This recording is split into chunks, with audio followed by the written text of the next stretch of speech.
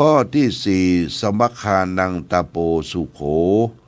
ความเพียรของผู้พร้อมเพรียงเนี่ยนำสุขมาให้ความเพียรพยายามนะญาติโยมของหมู่ของคณะความพร้อมเพรียงเนี่ยนำสุขมาให้เพราะฉะนั้นเหตุที่จะเกิดความสุขนี่ก็การที่เราได้มาพบพระพุทธศาสนามีพระบรมศาสดามีพระพุทธเจ้าของเราได้มาตรัสรู้ธรรมและนอกจากนั้นก็เราได้ฟังธรรมได้ฟังพระธรรมเทศนาก็สามารถที่ชำระจิตใจของตนเองชโลมจิตใจตนเองได้ยินได้ฟังนำสุขมาให้และความพร้อมเพรียงของหมู่ของคณะทุกท่านทุกคนตั้งแต่ครอบครัวพ่อแม่ลูกหลานญาติมิตรพี่น้องวงวานเป็นเหตุแห่งความสุขและความเพียรพยายามของหมู่ของคณะความเพียรพยายามเนี่ยอย่าใดเขาจะเพียรพยายามที่จะให้มีความสุขเกิดขึ้นกับหมู่กับคณะก็นำความสุขมาให้เพราะฉะนั้นสาเหตุที่จะนำความสุขความเจริญมาสู่เฮานี่ก็ดังที่ได้อธิบายคือท่านทั้งหลายได้รับทราบเอาเรื่องของว่าโดยธรรมดาของคนดีนะเนี่ยญาติโยมนะเฮาคนดีเนี่ยมันเป็นคนดีจะใดมันดีหลายอย่างดีหลายประการแต่พระพุทธเจ้าตรัสไว้ในพระไตรปิฎกคุตกนิกายธรรมปฐกถาพระไตรปิฎกเล่มที่21หน้า1978พระพุทธเจ้าตรัสว่ากโรนติเหเตสะชีนังสะคาโรปันนังระชันตาสตะเมสะธรรมโมนี่แปลว่าแท้จริงเพื่อนย่อมสละชีวิตทำเพื่อเพื่อนได้นี่เป็นธรรมดาของคนดีนะญาติโยมนะบอกว่าธรรมดาของคนดีเนี่ยพูดว่าแท้จริงนะแท้จริงเพื่อนย่อมสละชีวิตทำเพื่อเพื่อนได้นี่เป็นธรรมดาของคนดีคำว่าสละชีวิตคือแก่เพื่อนแก่คนที่ฮักกันเนี่ยบ่ใช่สละชีวิตคือตายไปบ่ใช่ญาติโยมเฮามีอย่างอนุเคราะห์สงเคราะห์ช่วยเหลือเฟื่อฟายสละซึ่งกันและกันเมื่อเฮายังมีชีวิตอยู่ร่วมกันคนเฮาจะหันอกหันใจกันนี่ก็ดูที่ความเสียสละช่วยเหลือเมื่อได้เกิดทุกข์ได้ยากลำบากอยากกั้นช่วยเหลือเฟื่อฟ้าซึ่งกันและกันนะพระพุทธเจ้าทรงยกย่องว่าเป็นคนดีนะเป็นคนดีในทางคติในทางพระพุทธศาสนาไม่ใช่ว่าเพื่อนเฮาถูกหายนะความเสียหายไปย่ำไปยีให้เขาได้รับความเสียหายต่อไปแหมคือต้องไปมะกันช่วยเหลือเฟื่อฟ้าซึ่งกันและกันเนี่ยอย่าบัทิ้งกันไว้ในข้างหลังมีอย่างก็ช่วยกันคนละไม้ละมือเฮาแล้วว่าถือว่าเป็นคนดีอย่างนี้เป็นต้นนะญาติโยมนี่พระพุทธเจ้าก็ตรัสว่าธรรมดาของคนดีเนี่ยนะคือเขาจะต้องเสียสละมีอย่างช่วยเหลือเฟื่อฟ้าซึ่งกันและกันอนุเคราะห์สงเคราะห์บ่เหลือบากว่าแหงบ่เนี่ยอย่างคือมันมีอัตตาตนตัวเรียกว่าเอาตัวเองเป็นใหญ่แล้วก็เอาเปรียบคนอื่นเก่า ญาติโยมนะคนที่เอาเปรียบคนอื่นเก่าเนี่ยมันเป็นหันประโยชน์ส่วนตัวประโยชน์ส่วนตัวนี่พระพุทธเจ้าว่าเป็นคนไม่สะอาดอสุจีมนุษย์ผู้เห็นประโยชน์ส่วนตนเป็นคนไม่สะอาดเฮายกตัวอย่างง่ายๆนะญาติโยมเปิ้นให้มาแบ่งของนะเอาเนี่ยตัวเจ้าเปิ้นได้ของมาละได้ของสิ่งนั้นสิเอาญาติโยมช่วยกันแบ่งเด้อคนนี้เป็นคนแบ่งนะญาติโยมแบ่งเป็นปุ้นตกปุ้นมันโอ้ยังมันเหลือนักได้นักนี่หันประโยชน์ส่วนตัวละ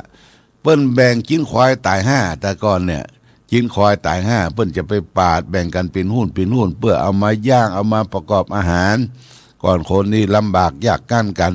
แบ่งเป็นหุ้นตัดมันในหุ้นได้นักได้ใหญ่เหลือเปิ้นเนี่ย หารประโยชน์ส่วนตัวละอย่างไอ้อย่างก็เคาะเข้าองค์เหี่ยหมดเคาะเข้าองค์เหี่ยหมดนี่หันประโยชน์ส่วนตนส่วนตัวนี่ต้องระมัดระวังญาติโยมนะกินเพื่อแผ่ซึ่งกันและกันเนี่ยญาติโยมคือแบ่งปันความสุขแก่ศรัทธาญาติโยมสาธุชนทั้งหลายอย่าไปทิ้งกันอย่าไปขว้างกันอย่าไปว่าฮือกันอยู่ด้วยกันเพื่อนนี่ต้องอาศัยซึ่งกันและกันอันนี้ลักษณะของคนดีคนดีอยู่ที่ไหนตกน้ำบ่ไหลตกไฟบ่ไหม้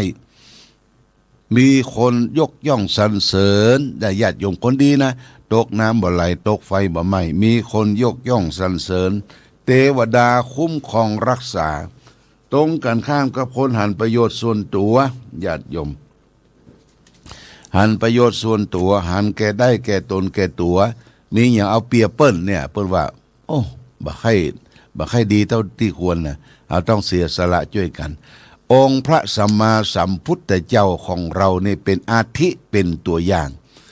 พระองค์ที่เป็นนอเนื้อกษัตริย์อยู่ในพระราชวังกรุงกบิลพัสเนี่ยญาติโยมจะให้กินยังบริโภคยังมีนางสนมกำนันนี่อายุ14-15นี่เป็นปันคนมีดุริยะดนตรีจะไปที่ไหนเปิ้นหามเฉลียงไปแต่พระองค์ว่านั่นมันเป็นประโยชน์ส่วนตนพระองค์ก็ได้สละทุกสิ่งทุกอย่างออกทรงผนวดออกบวชเพื่อประโยชน์ชนหมู่มากญาติโยมนะจนได้ตรัสรู้ธรรมเป็นองค์สมเด็จพระสัมมาสัมพุทธเจ้าตรัสรู้ธรรมแทนที่จะเข้าแพะเข้าป่าเข้าถ้ำหายไปพระองค์ก็กลับมามีเมตตาธรรมเผยแผ่สัจธรรมคำสอนของพระองค์ไปทั่วทุกมุมโลกจนเวลาถึง80 พรรษาเผยแผ่ธรรม45 ปีญาติโยม80 พรรษาพระองค์ก็เสด็จดับขันธปรินิพพานญาติโยมนะเนี่ยคือทำประโยชน์ตนประโยชน์ท่านให้ถึงพร้อมอย่าไปขี้จิให้ขี้จิแหงขี้จิขี้จำอันนั้นอันนี้ญาติโยมของที่เกิดขึ้นมาทุกวันเนี่ยเป็นของเกิดขึ้นจะเป็นผักไม้ไส้เกลือผลหมากรากไม้ไปปะไปพบได้ก็มาเฉลี่ยมาเจียจานซึ่งกันและกันนี่คือเรียกว่าสร้างผลงานแห่งความดีเกิดมาทั้งทีทำดีฮือได้อย่าตายทั้งทีฮือได้ฝากดีไว้ทำดีไว้ให้ลูกทำถูกไว้ให้หลานทำความชื่นบานไว้กับประเทศชาติบ้านเมืองของเรานี่เป็นสิ่งที่เราจะต้องสร้างสมบุญญบารมีของเราและท่านทั้งหลายต่อไปเอาละวันนี้รายการธรรมะประทีปส่องต่างได้มาพบญาติโยมท่านสาธุชนขอความผาสุขความเจริญความมีธรรมจงมีแก่ศรัทธาสาธุชนญาติโยมท่านทั้งหลายรายการธรรมะประทีปส่องต่างต้องขอลาก่อนขอผู้ฟังจงตั้งมั่นจิตหันษาด้วยธรรมะขององค์พระพุทธาได้นำพาให้เกิดความสุขสงบเย็นขอเจริญพร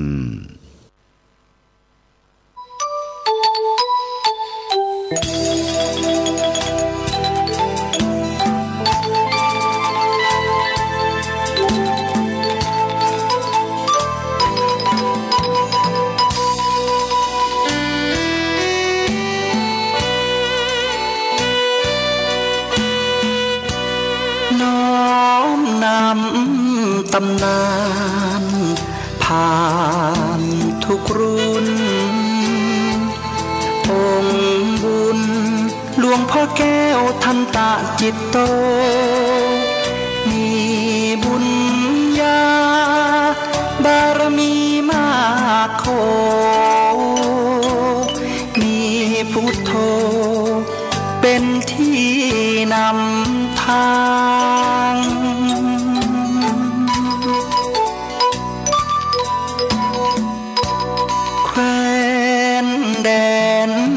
กำเนิดเกิดมาบ้านสันป่าคาอำเภอแม่อายตำบลแม่สาวของเมืองเชียงใหม่แดนในทินเนื้อล้านนา จิตใจผ่องใสเป็นทุนมีการุณมีจิตเมตตาใฝ่หาธรรมะน้อมนำ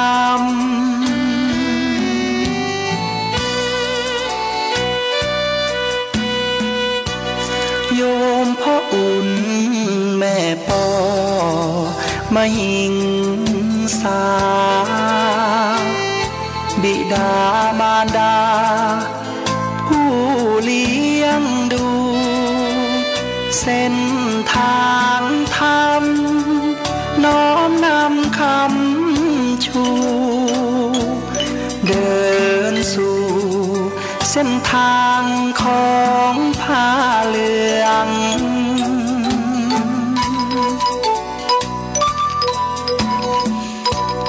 เป็นเจ้าอาวาสวัดพระบาทอุดมน้ำบ่อสาวาน้ำนี้ลือเลืองเป็นเจ้าคณะอำเภอพัฒนารุ่งเรืองฟูเฟืองเทศธรรมปทักกถาหยิบยกอุปมาเมตตาชื่นชีวาญาติโยมผู้ฟัง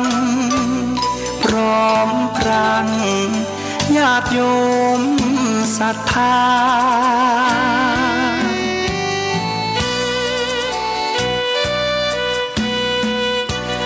หลวงพ่อแก้วได้รับพระราชทานสมณศักดิ์เป็นพระครูสุจิตานุรักษ์นามผู้พิทักษ์รักษาจิตด้วยความดี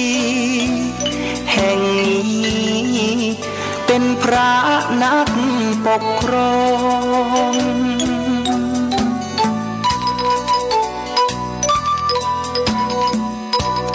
พรหม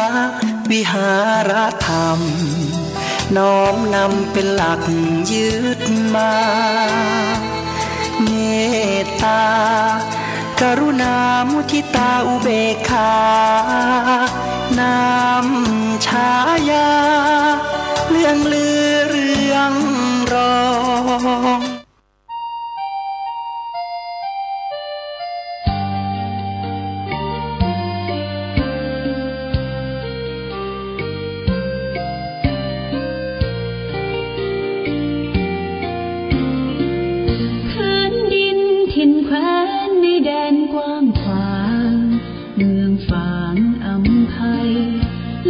หลังวิไล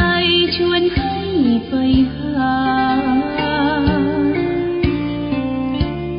ทุ่งเขา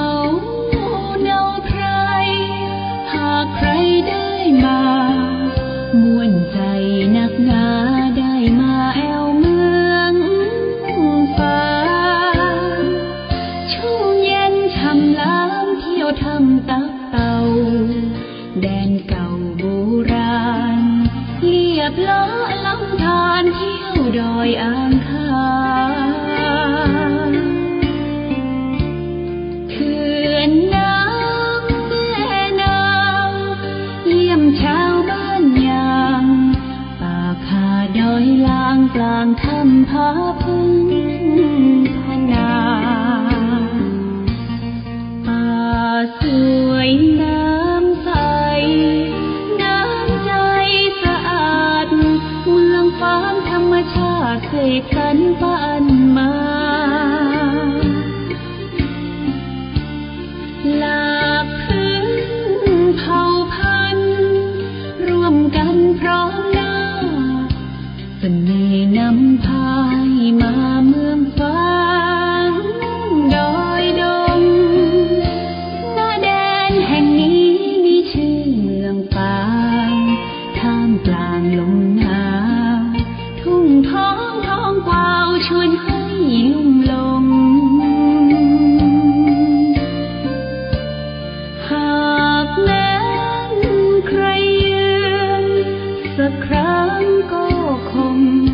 ยากแท้ลืมลงเมืองฟ้าฝังใจ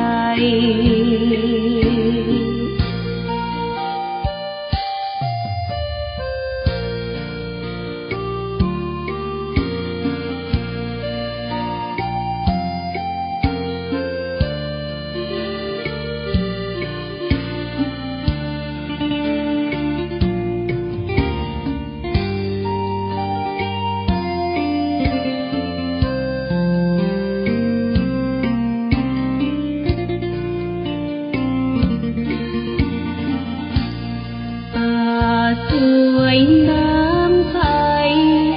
น้ำใจสะอาด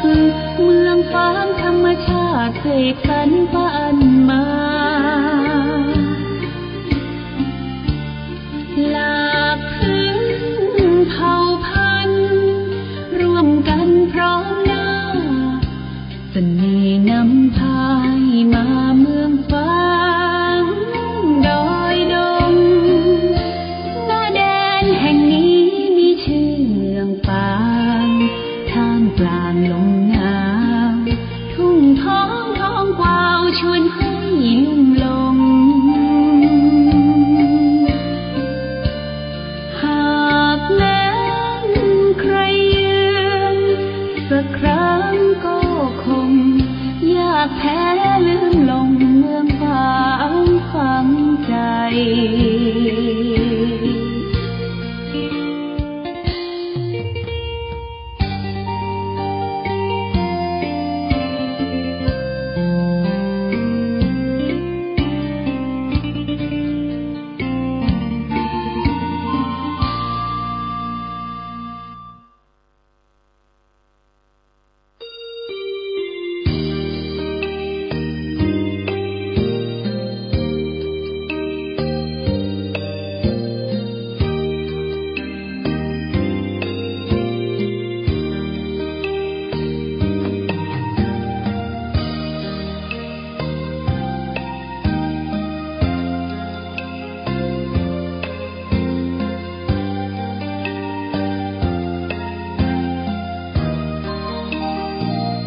เวียงฟ้างเมืองบุญอุ่นไอถึงชัยประการน้ำกกแม่อายไหลผ่านสองฝั่งสายทานอุดมสมบูรณ์เมืองไม้งามอารามเอื้องหลวงดอกคูณชูช่อโรแสงอรุณเหมือนบุญหนุนนำให้มาแม่อายยามนี้ไม่มีเสียงใครสะอื้นสวยสดผู้สาวงามชื่นยามยิ้มละรื่นชื่นในอุราช่างงามพร้อมผุดผ่องผิวพรรณจัญญาช้างเผือกในภูมิพันนา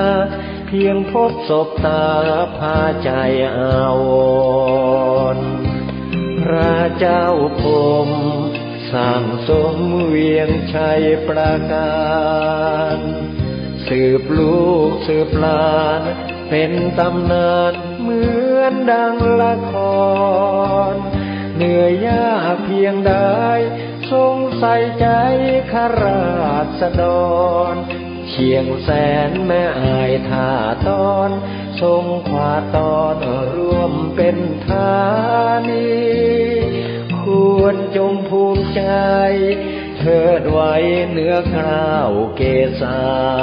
พระคุณมากล้นพันละนาสร้างเมืองมานับกว่าพันปีกอบกู้เวียงร้างสร้างวัดวิหารเจดีย์เรามีสุขทุกวันนี้เพราะพระบารมีของพระเจ้าพรหม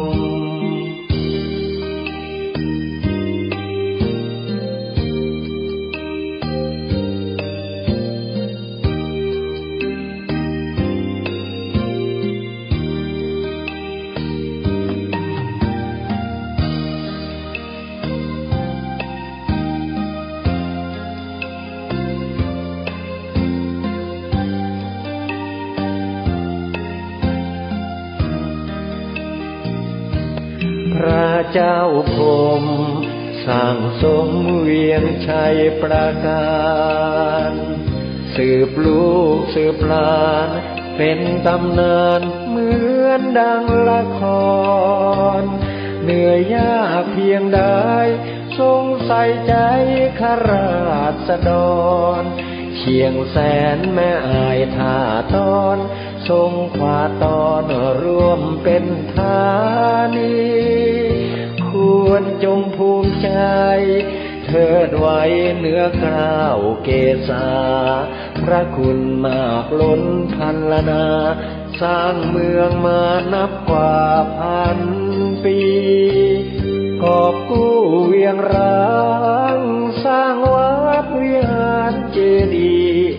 เรามีสุขทุกวันนี้เพราะพระบารมีของพระเจ้าพรหม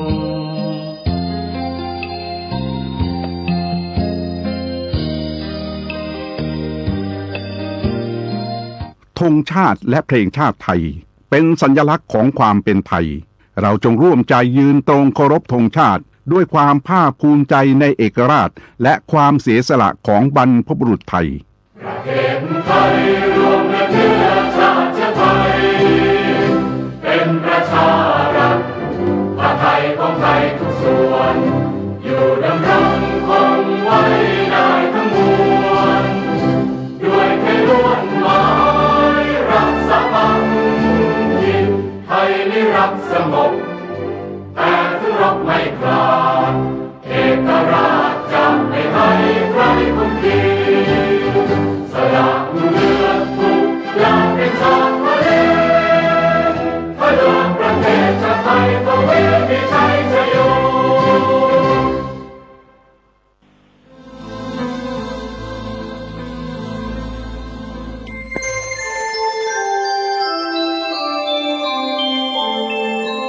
ขณะนี้ท่านกำลังฟังสถานีวิทยุกระจายเสียง FM 104.5 เมกะเฮิรตซ์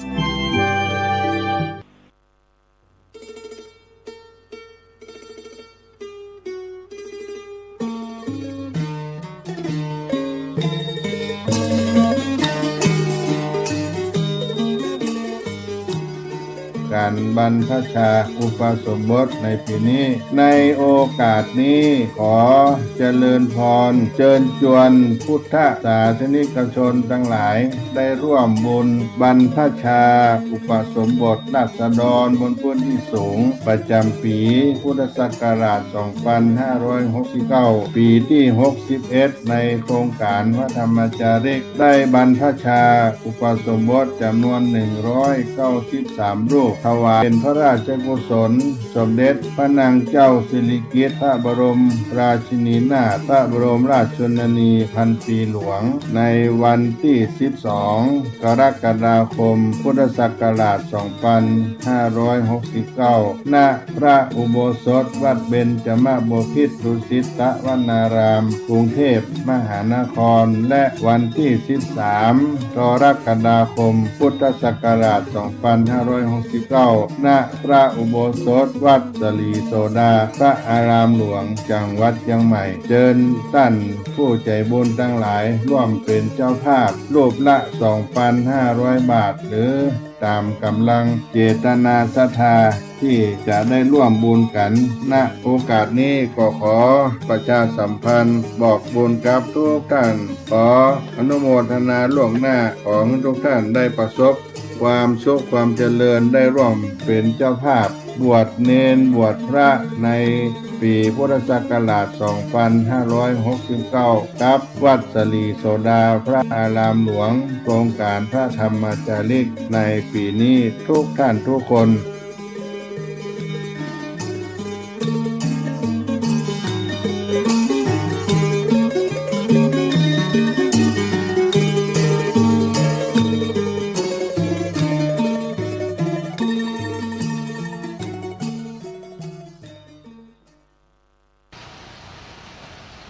คนเกิดปีวอกไหว้พระธาตุใหญ่ทรงสูงยิ่ง พระธาตุพนมมิ่งขวัญประชาทุกวันยาม เกิดปีรักกาไหว้พระธาตุใหญ่เรืองอารามหริพุนชัยงามเมืองลำพูนสมอดี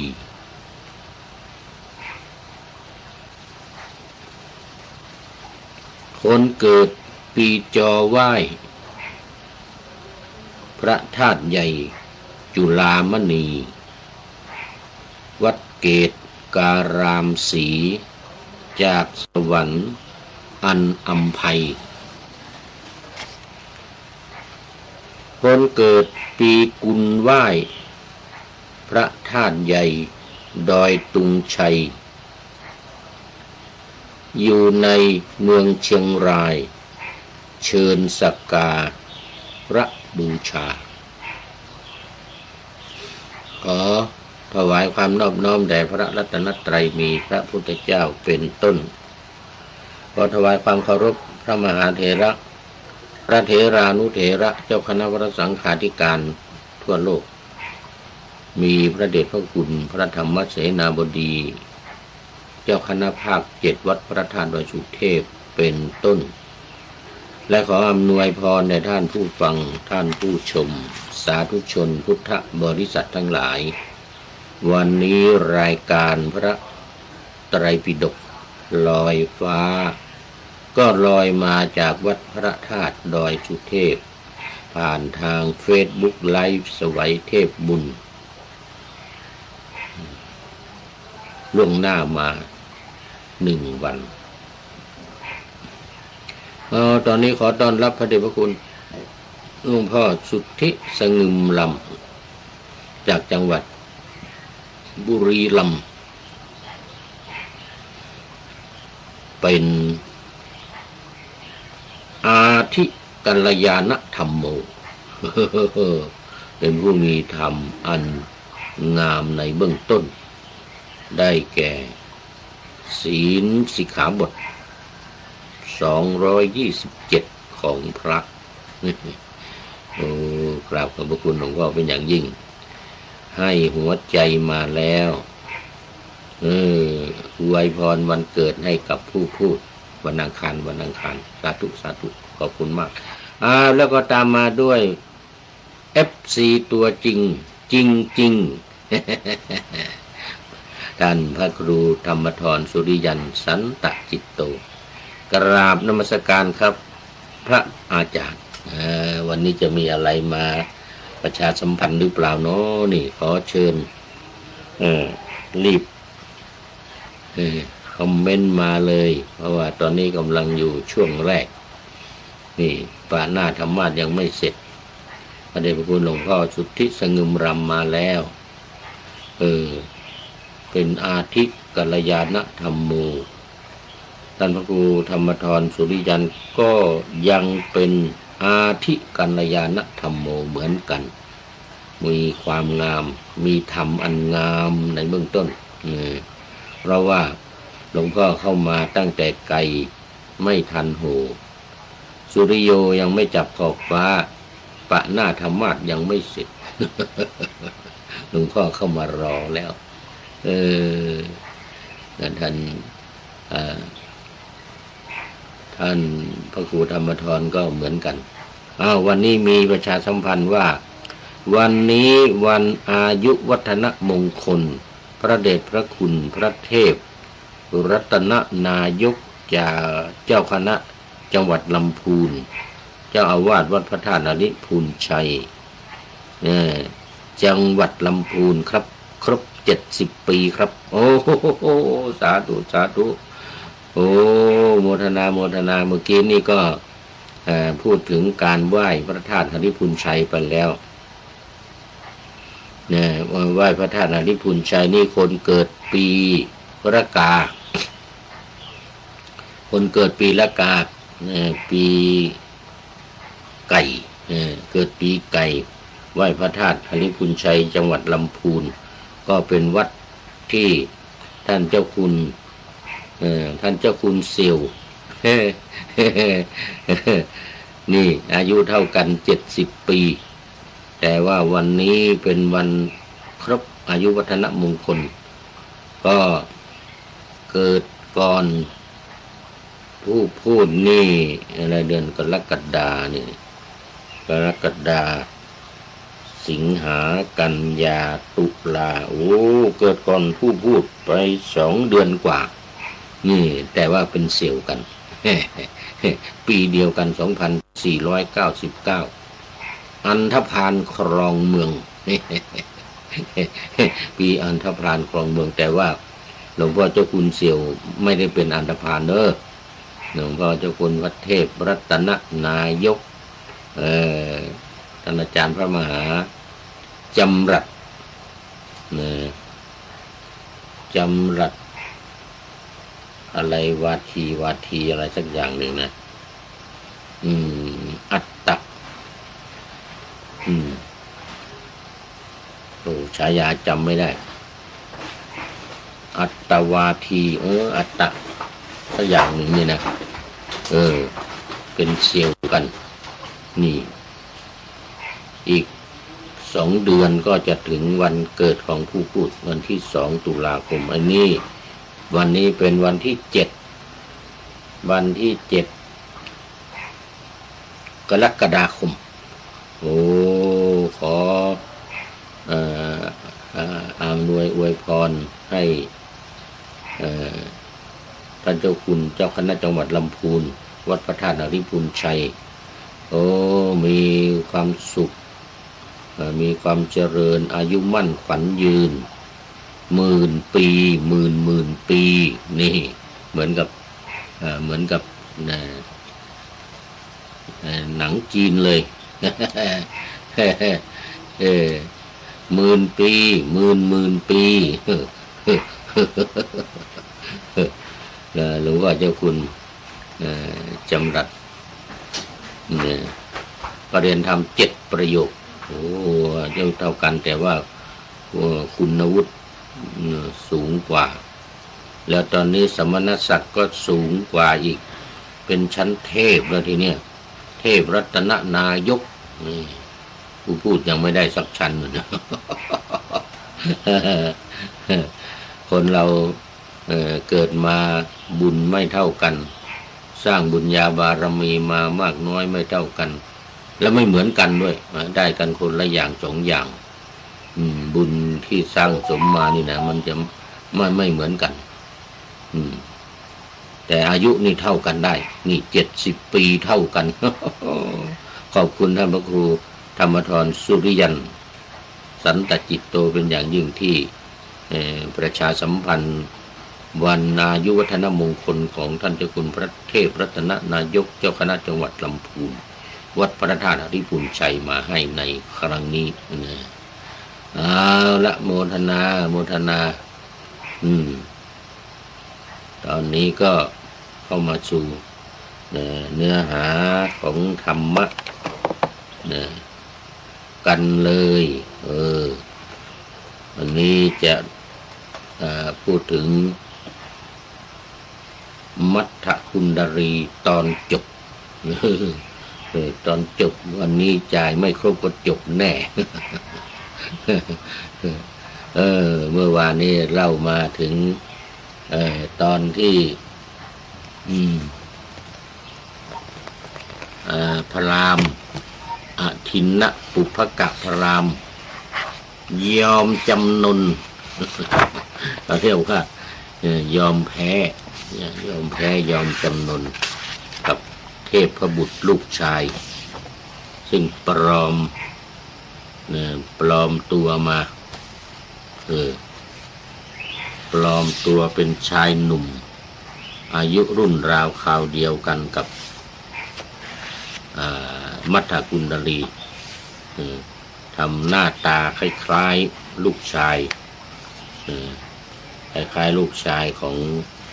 พราหมณ์ขี้ตรณีนี่นะพราหมณ์ขี้ตรณีเนี่ยจนได้ชื่อว่าอทินนะมาปุพกะพราหมณ์ อาทินะปุพกะพราหมณ์พราหมณ์ผู้ไม่เคยให้อะไรใครเลย ไม่เคยให้อะไรใครเลยขนาดลูกเกิดมาทั้งทีก็ยังอุตส่าห์เอาทองมาตีนะทองคำเอามาตีไม่มีดอกไม่มีลวดลายอะไรเกลี้ยงแล้วก็ทำเป็นตุ้มหูนี่ก็ลูกชายก็เลยได้ชื่อว่ามัทธกุณฑลีผู้มีตุ้มหูเกลี้ยงไม่มีดอกได้ดวงอะไรลวดลายอะไร ความตระหนี่อาศัยว่าทองมีอยู่แล้วในบ้านก็เอามาตีเอามาติดหูนี่เป็นตุ้มหูนี่ทางภาษาล้านนาเรียกว่าด็อกหูด็อกหูครูธรรมดรใส่ด็อกหูเกี้ยงเลยนะมันมีลูกดองมีลวดลายมันมีแก้วมีแสงอย่างสักอย่างนะจนลูกป่วยเป็นโรคผอมเหลืองเขาเรียกว่าโรคดีซ่านหรือไวรัสบีลงตับนี่นะไม่ยอมรักษาไม่ยอมไปซื้อยาไม่ยอมพาไปหาหมอแต่ไปถามหมออยู่ว่าจะเอาอะไรให้กินดี หมอก็บอกตัวยาให้ตัวยาเนี่ยมันอยู่ในป่านะอย่าตัวยาสดไปเอาไม้เอารากไม้เอาเปลือกไม้อะไรมาต้มให้กินตามที่หมอบอกปรากฏว่ามันก็สุดโทรมลงไปใกล้จะตายแล้วนี้พาไปหาหมอไม่รับรักษาเลยนี่โอ้รักษาก็เสียชื่อหมดมันตายแน่นอนแล้วมันเกินมันโคม่าแล้ว พากลับมาบ้านก็ให้นอนนอกระเบียงบ้านไม่ให้นอนในบ้านแล้วเพราะว่าเดี๋ยวคนมาเยี่ยมญาติมาเยี่ยมมารู้ว่าป่วยหนักเนี่ยจะมีคนมาเยี่ยมจะเห็นทรัพย์สมบัติภายในบ้าน กลัวเขาจะเห็นกลัวผู้ที่มาจะเห็นทรัพย์ของตัวเองมันมีมากมายกายกองเป็นมหาเศรษฐีใหญ่นี่ก็เอานอนไว้นอกบ้านพระพุทธเจ้าตื่นบรรทมมาก็เข้ามาเห็นเข้ามาในข่ายคือญาณของพระพุทธองค์ว่าโอ้น่าสงสารยิ่งนักเสด็จไปโปรดปรากฏว่านอนหันหน้าเข้าฝาก็ฉายแสงไปแมป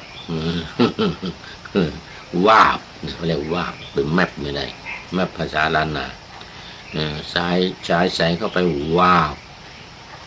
ถูกใส่ผนังถูกใส่ฝามัทธกุณฑลีมองเห็น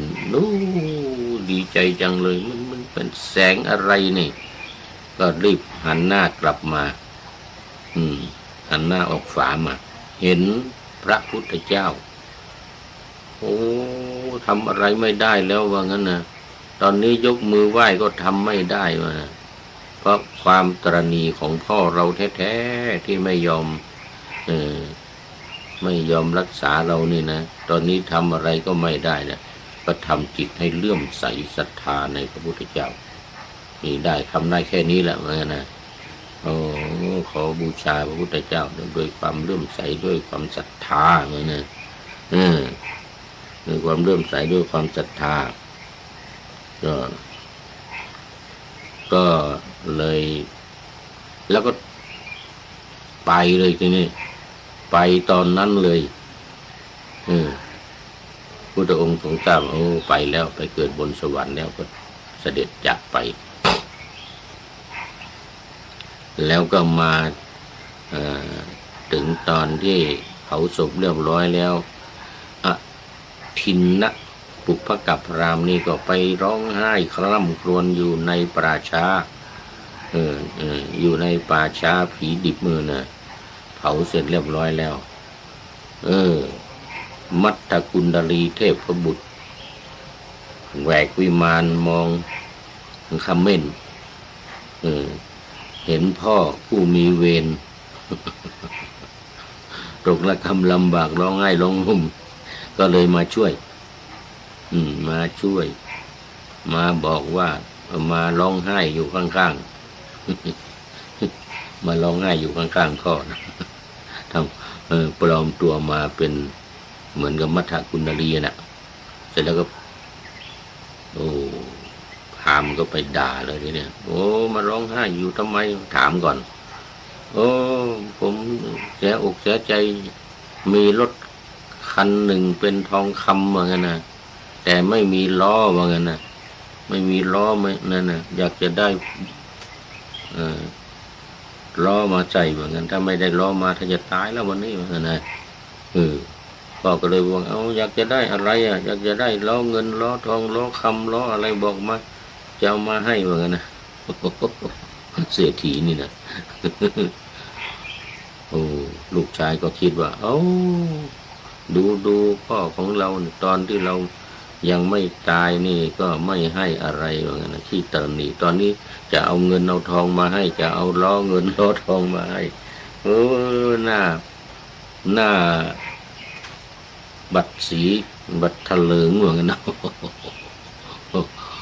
พ่อของเรานี่นะก็เลยบอกว่าโอ้ไม่เหมาะสมไอ้ล้อทองล้อเงินล้ออะไรที่จะเอามาให้น่ะอยากจะได้พระจันทร์พระอาทิตย์น่ะมาเป็นล้อของรถหน่อยพราหมณ์ก็เลยด่าเลยไอ้หน้าโง่ว่างั้นน่ะเอาอะไรน่ะตายแล้วอีกตายแล้วเกิดอีกตายแล้วเกิดอีก10 ชาติ100 ชาติ1,000 ชาติก็เอาไม่ได้ใครจะเอามาได้นะพระจันทร์พระอาทิตย์อยู่ข้างบนโน่นว่างั้นนะแล้วก็จะเอามาเป็นล้อของรถได้ยังไงมันไม่มีดุมมันไม่มีรูอะไรด่าสารพัดเลยด่าสารพัดเลยมึงโง่ไอ้หน้าโง่ว่างั้นนะมันจะไปได้ยังไงว่างั้นนะเอาละทีนี้ก็ลูกชายเทพบุตรก็เลยบอกว่าโอ้นี่ผมเนี่ยอยากจะได้ดวงอาทิตย์ดวงจันทร์ยังมองเห็นอยู่เนี่ยเดี๋ยวเขามีเทคโนโลยีใหม่ๆก็สามารถขึ้นไปได้เลยดึงเอามาได้ว่างั้นนะแต่ท่านใช่ว่างั้นนะท่านพราหมณ์ท่านนะร้องไห้หาสิ่งที่มองไม่เห็นเผาไฟไปแล้วลูกชายเผาไฟไปแล้วมองไม่เห็นยอมเลยทีนี้เมื่อวานนี้เล่ามาถึงตรงนี้เล่ามาถึงตรงนี้ก็โอ้ลูกเหมือนกันนะถามก่อนถามว่านั่นเจ้าเป็นใครเนี่ยทำไมฉลาดเหลือเกินเหมือนกันนะทำไมพูดถูกใจพ่อดีก็ไม่รู้โอ้เนี่ยยอมรับเลยว่างั้นนะสิ่งที่มองไม่เห็นกับมองเห็นเนี่ยใครโง่กว่ากันเนี่ยนะพ่อยอมรับว่าเป็นคนโง่ว่างั้นนะเป็นคนโง่แล้วเจ้าเป็นใครเนี่ยนะมาจากไหนว่างั้นนะโอ้ผมนี่ก็เป็นลูกของพ่อนี่แหละที่ตายไปนั่นแหละว่างั้นฮะมันเป็นมาได้ยังไงไปเกิดเป็นเทพบุตรตอนนี้จำแรงแปลงกายมานี่ว่างั้นนะเนี่ยดูหน้าตาเหมือนไหมนะเนี่ยเหมือนคล้ายๆว่างั้นนะดูคลับคล้ายคลับคลางโอ้ดูคุ้นๆว่างั้นนะนี่แหละลูกของพ่อละว่างั้นนะ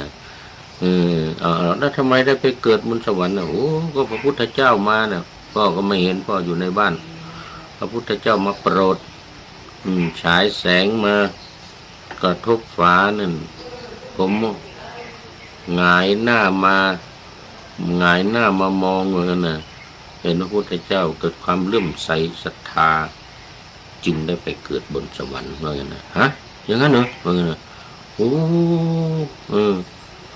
ลูกก็เป็นลูกของพ่อนี่นะใช่ว่างั้นนะดีใจจังเลยว่างั้นนะโอ้พ่อเนี่ยกำลังเศร้าโศกเสียใจมาหลายวันหลายเดือนเนี่ยลูกได้มาช่วยเหมือนกับเอาน้ำเย็นมาชโลมหัวใจพ่อให้เย็นลงว่างั้นนะที่ร้อนรุ่มกังวลกระวายใกล้จะตายนี่นะ ก็ถ้าอย่างนั้นพ่อจะให้ทานรักษาศีลพ่อจะเลื่อมใสศรัทธาในพระรัตนตรัยในพระพุทธพระธรรมพระสงฆ์นะโอ้ดีแล้วพ่อตั้งใจจะทำอย่างนั้นก็ดีแล้วนะโอ้เทพบุตรก็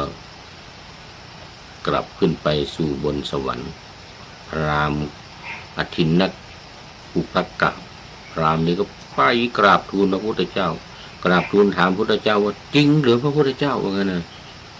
มีจริงเหรอเป็นไปได้เหรอ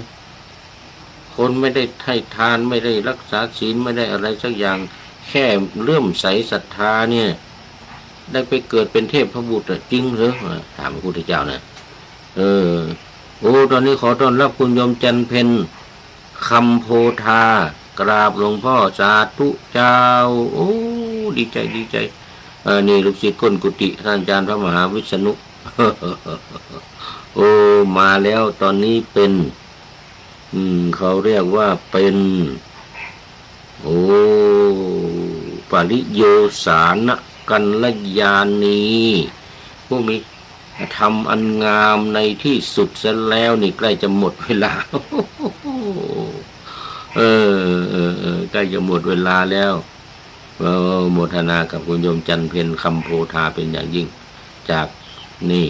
ตำบลแม่เหียอำเภอเมืองเชียงใหม่สาธุ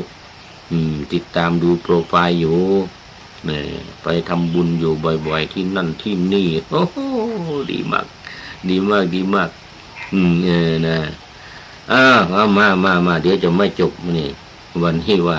ถึงจ่ายไม่ครบก็จะให้จบแน่วันนี้นะ ก็เลยไปกราบทูลพระพุทธเจ้าพระพุทธเจ้าก็ตรัสว่าจะมาถามทำไมก็เทพพระบุตรบอกท่านแล้วไม่ใช่หรือว่างั้นนะครับว่างั้นบอกแล้วว่างั้นนะเป็นอย่างนั้นจริงจริงว่างั้นไม่จริงได้ไงถ้าเริ่มใสในพระตถาคตเริ่มใสในพระขีณาสพอรหันต์ทั้งหลายเนี่ยก็ตามนะพระสงฆ์องค์เด่นทั้งหลายต้องมีความจิตเริ่มใสแต่ก่อนจะตายนะว่างั้นเริ่มใสทั่วไปก็เอาไว้ยกไว้แต่เวลาจะดับจิตเนี่ยก่อนจะดับจิตเนี่ยลูกของพราหมณ์ลูกของท่านพราหมณ์เนี่ยพอเริ่มใสในตถาคตเรียบร้อยแล้วก็ไปเลยว่างั้นนะจิตสะอาดผ่องใสไปเกิดบนนั้นแต่ถ้าจิตไม่ผ่องใสไปคิดเรื่องอื่นนะไปคิดเรื่องอื่นมีศรัทธาจริงมีความเริ่มใสจริงแต่ตอนจะถอดจิตเนี่ยไปคิดเรื่องอื่นโอ้ไม่ได้นะว่างั้นนะไม่ได้ไปนกบนสวรรค์เนี่ยนะดูนางมัลลิกานี่พระนางมัลลิกาพระมเหสีของ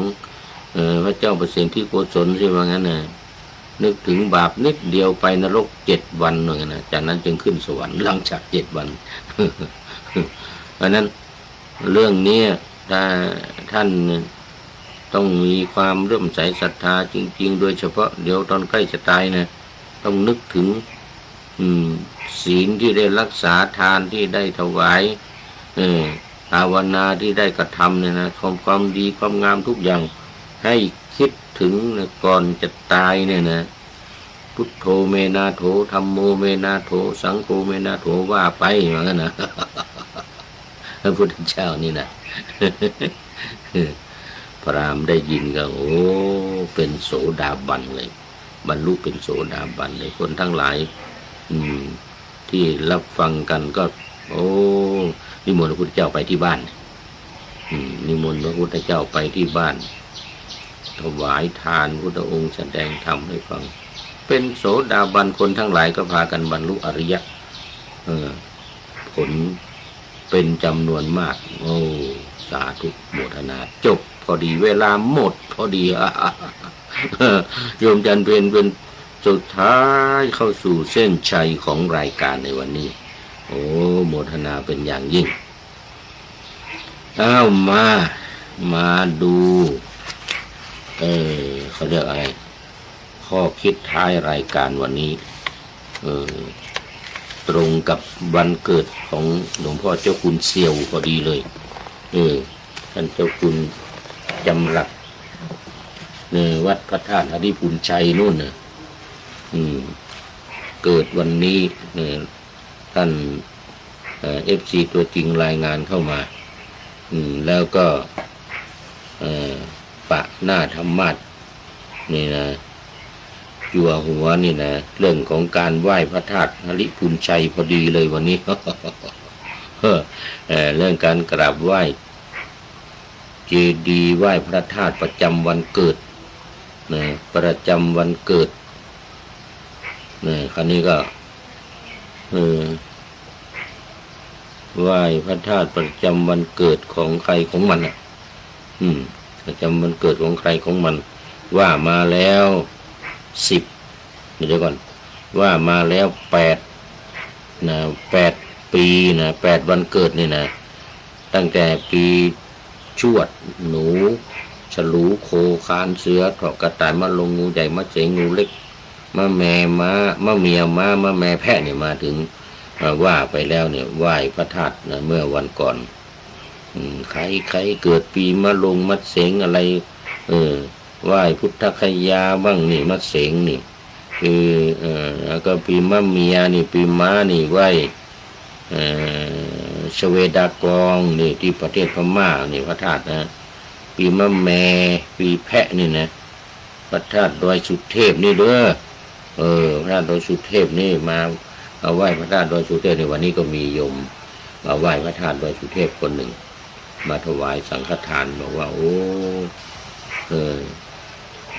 มันเกิดเนี่ยคนจริงมันเกิดนี่ผ่านไปแล้วแต่ว่าวันนี้มาไหว้พระธาตุนี่ปีเกิดเหมือนกันนะปีมะแม่เหมือนกันนะวันนี้ต่อไปจะเป็นปีวอกแล้วทีเนี้ยปีวอกละกาจอกุลปีวอกปีไก่ปีหมาแล้วก็ปีช้างหรือปีหมูนี่เอามาวันนี้บอกว่าคนเกิดปีวอกไหว้พระธาตุใหญ่ทรงสูงยิ่งพระธาตุพนมมิ่งขวัญประชาทุกวันยามนี่วัดธาตุพนมนู่นจังหวัดนครพนมแล้วก็เกิดปีรากาไหว้พระธาตุใหญ่เรืองอารามหริพูนชัยงามเมืองลำพูนสมอดีนี่เขามีสมอดีนะลูกสมอนี่นะพระพุทธเจ้าฉันลูกสมอนี่นะจึงได้ชื่อว่าหริพูนชัยเนี่ยหริพูนชัยพูนชะเนี่ยพูนชะแปลว่าเสวยแปลว่ากินหริเนี่ยแปลว่าสมอกินลูกสมอที่ตาหริพูนชัยที่ลำพูนเนี่ยก็เลยเมืองลำพูนได้ชื่อว่าหริพูนชัยเมืองลำพูนหริพูนชัยงามเมืองลำพูนสมอดีคนเกิดปีจอไหว้พระธาตุใหญ่จุฬามณีวัดเกตการามศรีจากสวรรค์อันอำไพวัดเกตการามนี่มีพระธาตุจุฬามณีนะคนที่เกิดปีจอปีหมานี่นะก็สักให้ไปสักการะบูชาวัดเกตการามนะพระธาตุจุฬามณีมาจากสวรรค์นู่นนะจุฬามณีนี่คนที่12แล้วนี่สุดท้ายคนเกิดปีกุลไหว้พระธาตุใหญ่ดอยตุงชัยดอยตุงจังหวัดเชียงรายอยู่ในเมืองเชียงรายเชิญสักการะบูชาเอาละตอนนี้สุดท้ายจริงๆคุณโยมพิษสมัยศรีเทพดำรงจากลำปางกราบไหว้สาเจ้าสาธุสาธุสาธุเจ้าเป็นปริโยสานะกัลยาณีอีกท่านหนึ่งผู้มีธรรมอันงามในที่สุดแล้วก็เข้าสู่เส้นชัยของรายการในวันนี้ขอบคุณและอนุโมทนาเป็นอย่างยิ่งขอเดี๋ยวก่อนอันนี้รายการอะไรนะพระไตรปิฎกขอ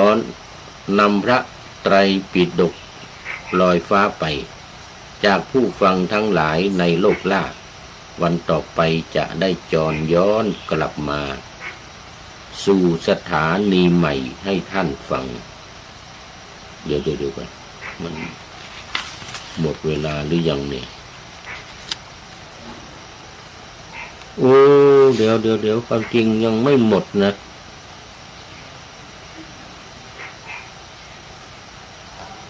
ขออภัยยังไม่หมดเวลา ตอนนี้ยังเป็นนี่ขออภัยโยมจันเพญคำโพธากับคุณโยมพิษสมัยศรีเทพธรรมรงค์กำลังเป็นมัชเชกัลยาณีกำลังได้ครึ่งชั่วโมงโอ้ดูเวลาผิดวันนี้รายการมัน1 ชั่วโมงนะไตรปิฎกลอยฟ้าโอ้ขออภัยยังไม่หมดเดี๋ยวต้องเหลืออีกโอ้นี่เหลืออีก20 นาที25 นาที24 นาทีละ25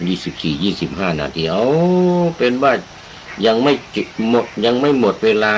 แต่เรื่องมันไปแล้วเดี๋ยวต้องเอาเรื่องใหม่อีกเรื่องหนึ่งต้องเอาอีกเรื่องหนึ่งพระธรรมเทศนาเรื่องต่อไปเดี๋ยวไหนละโอ้เรื่องต่อไปเรื่องพระติสสะเถระวัตถุเรื่องพระติสสะพระติสสะเถระพระผู้มีพระภาคตรัสคาถานี้แก่ภิกษุทั้งหลายดังนี้เดี๋ยวเรื่องพระติสสะนี่นะเป็นเรื่องที่3ในยมกวรรคนี่นะหรืออยู่ในยมกวรรคนี่แหละพระไตรปิฎกเล่มที่25ธรรมปทัฏฐกถานี่เป็นอรรถกถาพระธรรมโดยพระเดชพระคุณหลวงพ่อพุทธโฆษาจารย์จากประเทศอินเดียนู่นไปเขียนที่ประเทศศรีลังกานู่นนั่นนี่นะนำเอาธรรมะที่พระพุทธองค์ตรัสในพระไตรปิฎกเล่มที่25นี่แหละไปเขียนเป็นอรรถกถาธรรมะอรรถกถาพระธรรมมันมีอยู่2อย่างอรรถกถาธรรมกับอรรถกถาพระวินัยอรรถกถาธรรมนี่เรียกว่าธรรมปทัฏฐกถาเรื่องติสสะเถระพระติสสะเถระนี่นะใจความว่าชนเหล่าใดเข้าไปผูกเวรว่าคนนี้ได้ด่าเราได้ฆ่าเราได้ชนะเราและได้ลักสิ่งของเราไปเวรของชนเหล่านั้นย่อมไม่สงบระงับนี่เรื่องเวรนะเรื่องเวรส่วนชนเหล่าใดไม่เข้าไปผูกใจว่าคนนี้ได้ด่าเราได้ฆ่าเราได้ชนะเราและได้ลักสิ่งของเราไปเวรของชนเหล่านั้นย่อมสงบระงับนี่นี่ความหมายของธรรมบทข้อที่2นี่มีนัยยะตรงกันข้ามกับธรรมบทข้อที่1ตรงกันข้ามกับข้อที่1อันนี้คือการผูกเวรตรงกันข้ามกับข้อที่1นั่นคือไม่ผูกเวรนะไม่ผูกเวรซึ่งกันและกันแต่ว่าอันนี้เรื่องของธรรมบทเรื่องนี้นะเรื่องนี้เป็นการผูกเวรกันนะระหว่างคนผูกเวรกับไม่ผูกเวรเนี่ยจะมีคติต่างกันจะมีคติต่างกันผู้ที่เข้าไปผูกเวรว่าคนนี้เนี่ยด่าเราเนี่ยคนนี้ฆ่าเราคนนี้ชนะเราและคนนี้น่ะลักสิ่งของเราไปอย่างนี้นะ ผูกเวรผูกกรรมจองเวรนะมันจะไม่มีที่สิ้นสุดเพราะฉะนั้นเวรเขาเหล่านั้นนี่ย่อมจะไม่สงบระงับเวรจะไม่สงบระงับแต่ว่าชนเหล่าใดที่ เราใดที่ไม่เขาเรียกว่าไม่เข้าไปผูกเวรนะคนที่ไม่เข้าไปผูกเวรครับไม่เข้าไปผูกเวร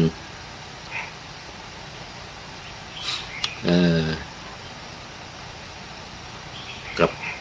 คนที่ทำเวรต่อเราเนี่ยนะคนที่ทำเวรต่อเรา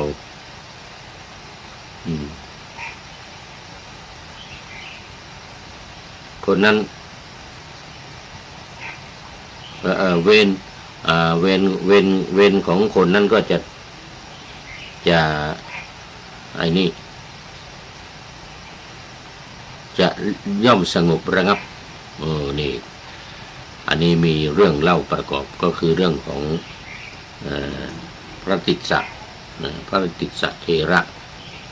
เรื่องของพระติสสะเถระเนี่ยตามในคัมภีร์ว่าภิกษุชื่อพระติสสะเถระนี่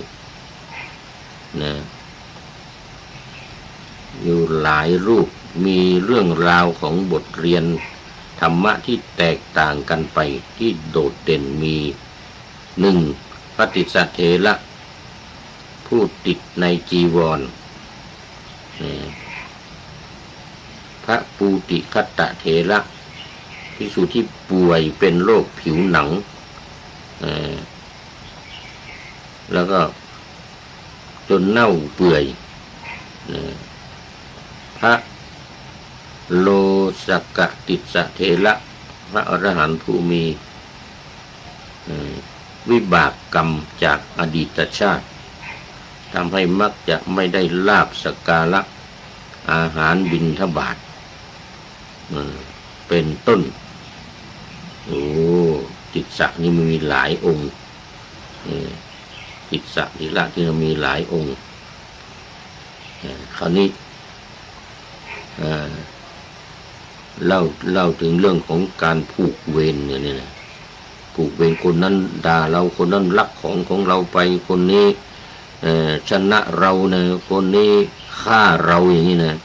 คนนั้นเอาสิ่งของเราไปนะเป็นเรื่องของพระติสสะที่เขาเรียกว่ายึดติดในจีวรที่เกิดความอาลัยและยึดติดในจีวรเนื้อละเอียดที่พี่สาวตัดถวายก่อนมรณภาพจิตก็ไปผูกติดกับจีวรนั้นจึงเกิดเป็นเลนนี่ก็คือเหานะเหาที่มันติดอยู่ในจีวรเหาที่มันติดอยู่ตามผ้าปูนอนติดอยู่ตามฟูกหมอนอะไรนะ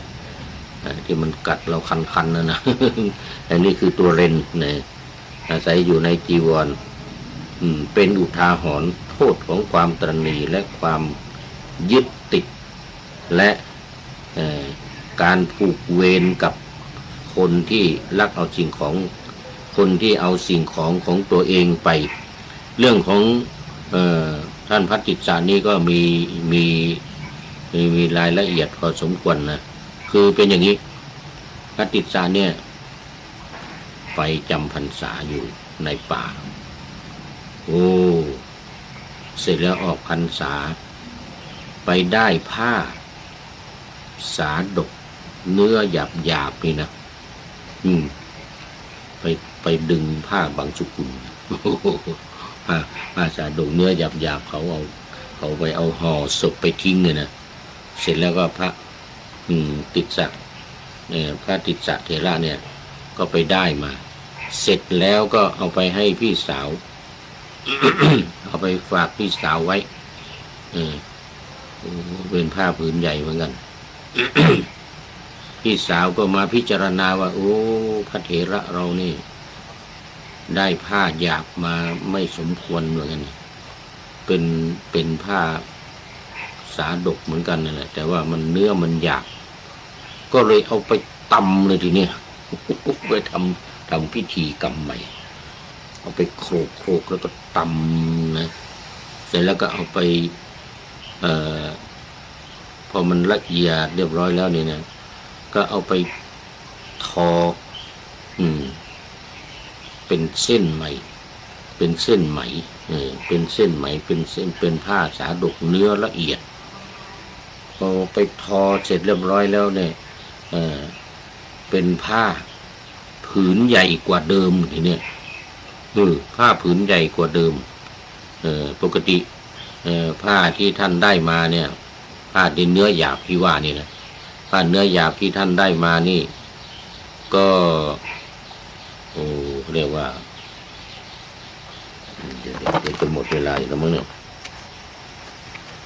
เนื้อหยาบที่ต้องดูก่อนนี่เป็นผ้าเนื้อหยาบพอพี่สาวรับไว้แล้วก็มาพิจารณาแล้วก็เอาไปโขลกเอาไปตำเอาไปทำพิธีอะไรปั่นฝ้ายดอกเอาไปปั่นแล้วก็ทอมาใหม่เป็นผ้าเนื้อละเอียดอย่างดีเลยทีเนี้ยผืนใหญ่กว่าเดิมอีกออกพรรษาเดี๋ยวถึงเวลาทำจีวรท่านพระติสสานี้ก็ไปเอาผ้าที่ฝากไว้กับพี่สาวจะเอามาทำจีวรก็ไปถึงก็ปรากฏว่าโอ้ผ้านั้นมันเป็นผ้าที่ละเอียดอ่อนสวยงามก็แต่ไม่เหมือนกับของตัวเองที่เอามาฝากไว้แล้วก็ความใหญ่มันก็ใหญ่กว่าเก่าอีกใหญ่กว่าผืนที่ตัวเองเอามาฝากไว้ก็เลยบอกไม่เอาพี่อันนี้ไม่ใช่ของอาตมาของอาตมานี่มันเนื้อหยาบแล้วก็มันผืนเล็กกว่านี้พี่สาวก็บอกว่าโอ้รับเถอะอันนี้ไม่ใช่ของอาตมาว่างั้นอันนี้เป็นผ้าอันอื่นขอเอาอันเก่ามาอันของอาตมาเนี่ยมาเถอะ พี่สาวก็เลยบอกว่าไม่มีแล้วเอาไปโขลกเอาไปตำทำพิธีกรรมเป็นเนี่ยทอมาใหม่แล้วเนี่ยผ้าอันนั้นแหละว่างั้นนะแล้วก็มันได้ผืนใหญ่กว่าเก่าเนี่ยผืนใหญ่กว่าเก่าเนี่ยนะมันเป็นอันเดียวกันนั่นแหละนะโอ้ไม่ยอมเอา2 ครั้ง 3 ครั้งครั้งที่3พี่สาวก็อ้อนวอนอีกขอรับไปเถอะพี่เนี่ยตั้งใจทำให้มันเนื้อละเอียดอันนั้นมันเนื้อหยาบไม่เหมาะกับ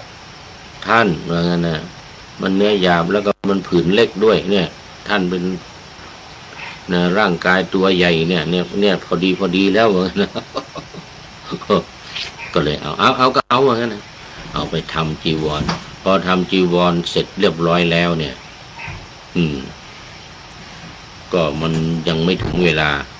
มันเป็นตอนกลางคืนเนี่ยทำกันทั้งวันเนี่ยทำจีวรกันทั้งวันแล้วก็เสร็จแล้วตอนกลางคืนมาก็เอาไว้ตอนเย็นมาเนี่ย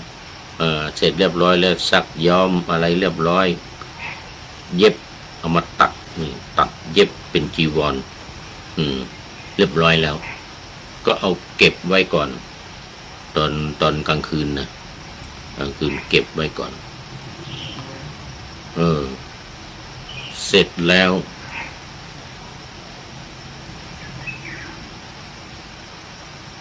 ไม่ยังตอนดึกมาอาหารไม่ย่อยว่าเวลาทำจีวรนี่ญาติโยมทำอาหารมาถวายกันเยอะเนี่ยตอนกลางวันเนี่ย พระทุกรูปก็ฉันกันทั้งคืนทั้งวันนะเพราะว่าอนุญาตให้ฉันภัตตาหารในเวลาวิกาลได้ก็ฉันกันอิ่มแปร่ ทำจีวรเสร็จ อาหารไม่ย่อยตายองค์นี้นะตายโอ้ยไม่ได้แล้วจีวรก็ไม่ได้แล้วตื่นเช้ามาเขาจะถวายจีวรให้ท่านมรณภาพไปเสียแล้วมรณภาพไปเสียแล้วปรากฏว่าจิตรักชอบ ในจีวรเนี่ยยึดติดในจีวรเนี่ยก็เลยเกิดเป็นเลนเนี่ยที่ว่าเนี่ยติดอยู่ในชัยอยู่ในจีวรเนี่ยอยู่ในจีวร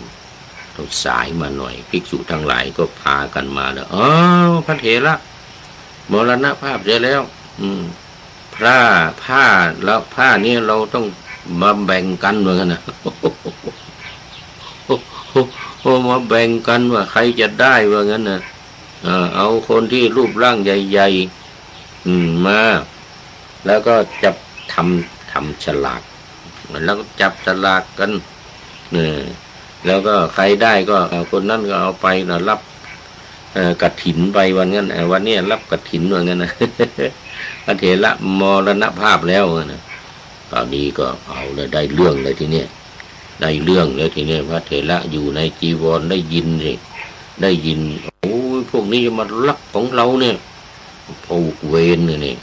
ผูกเวรกับภิกษุทั้งหลายนะโอ้ไม่ได้ว่างั้นนะของเราสวยงามภิกษุทั้งหลายคนนี้จะมาเอาของเราเนี่ยคนนั้นรักของเราคนนี้จะเอาของเราคนนั้นชนะเราเนี่ยนะเนี่ยภิกษุท่านติสสะเนี่ยนะโอ้พระพุทธองค์ทราบนั่นอยู่ในขันธกุฎีทรงทราบว่าภิกษุที่เป็นเลนเนี่ยถ้าภิกษุทั้งหลายมันแบ่งกันเสร็จแล้วร้อยเนี่ยตรงนี้ก็จะไม่พอใจจะไปตกนรกก็ตายแล้วจะไปตกนรกพระองค์ก็ตรัสบอกภิกษุทั้งหลายว่าอย่าเพิ่งแบ่งกันเอาไว้ก่อนเดี๋ยวทำบุญศพ7 วันก่อนพากันมาสวดอภิธรรมเนอะพุทธเจ้านี่นะนโยบายดีพากันมาสวดก่อนเนอะ7 วันเสร็จแล้วพอหลัง7 วันไปแล้วค่อยแบ่งกันว่างั้นนะตอนนี้ทำบุญอุทิศส่วนกุศลเก็บศพไว้7 วันก่อนสวดอภิธรรมทำนองสวดนี่เนอะสวดอภิธรรมทำนองสนอสรพัญญะเหมือนนะพระพุทธเจ้าเนี่ยนโยบายดีคือถ้าแบ่งกันเนี่ยตายแน่เดี๋ยวไปตกนรกแน่เพราะจิตนี่ยึดติดอยู่ในจีวรนั้นแล้วก็ไม่พอใจที่ภิกษุทั้งหลายมาแย่งกันมาเอาของเราไปโดยไม่อนุญาตเนี่ยเท่ากับลักของเราทั่วถึงไปก็เลยไม่ให้แบ่งถ้าแบ่งนี้เลนตัวนี้ตายก็ไปตกนรกนี่พอครบ7 วันเลนตัวนี้ก็ตายเสร็จแล้วก็ไปเกิดบนสวรรค์ดีใจละว่าเขาไม่เอาละไม่เอาของเราละภิกษุทั้งหลายไม่เอาของเราละโอ้ดีใจตายก็โอ้ไปเกิดบนสวรรค์นี่จบพระพุทธองค์ก็เลยตรัสว่าเนี่ยคนเราใดเข้าไปผูกเวรนะคนนี้ด่าเราคนนี้รักของเราคนนี้ฆ่าเราเนี่ยเวรก็ไม่สงบแล้วครับนี่เลนตัวนี้ภิกษุติสสะนี่เวรสงบระงับแหละเพราะว่าไม่ผูกเวรแล้วภิกษุทั้งหลายก็ไม่เอาเรายังไม่แบ่งกันในเรื่องมันนะ ไม่มีใครเอาก็ดีใจไม่มีผูกเวรอะไรกับใครก็ไปเกิดบนสวรรค์จบเรื่องนี้พอดีหมดเวลาเอาคุณโยมจันสมสาธุค่ะ โยมแม่จันสมเข้ามาแล้วเป็นนี่แหละเป็นปริโยสานกัลยาณีผู้มีความงามในที่สุดได้แก่ปัญญาเมื่อกี้นี้ก็ว่าผิดไป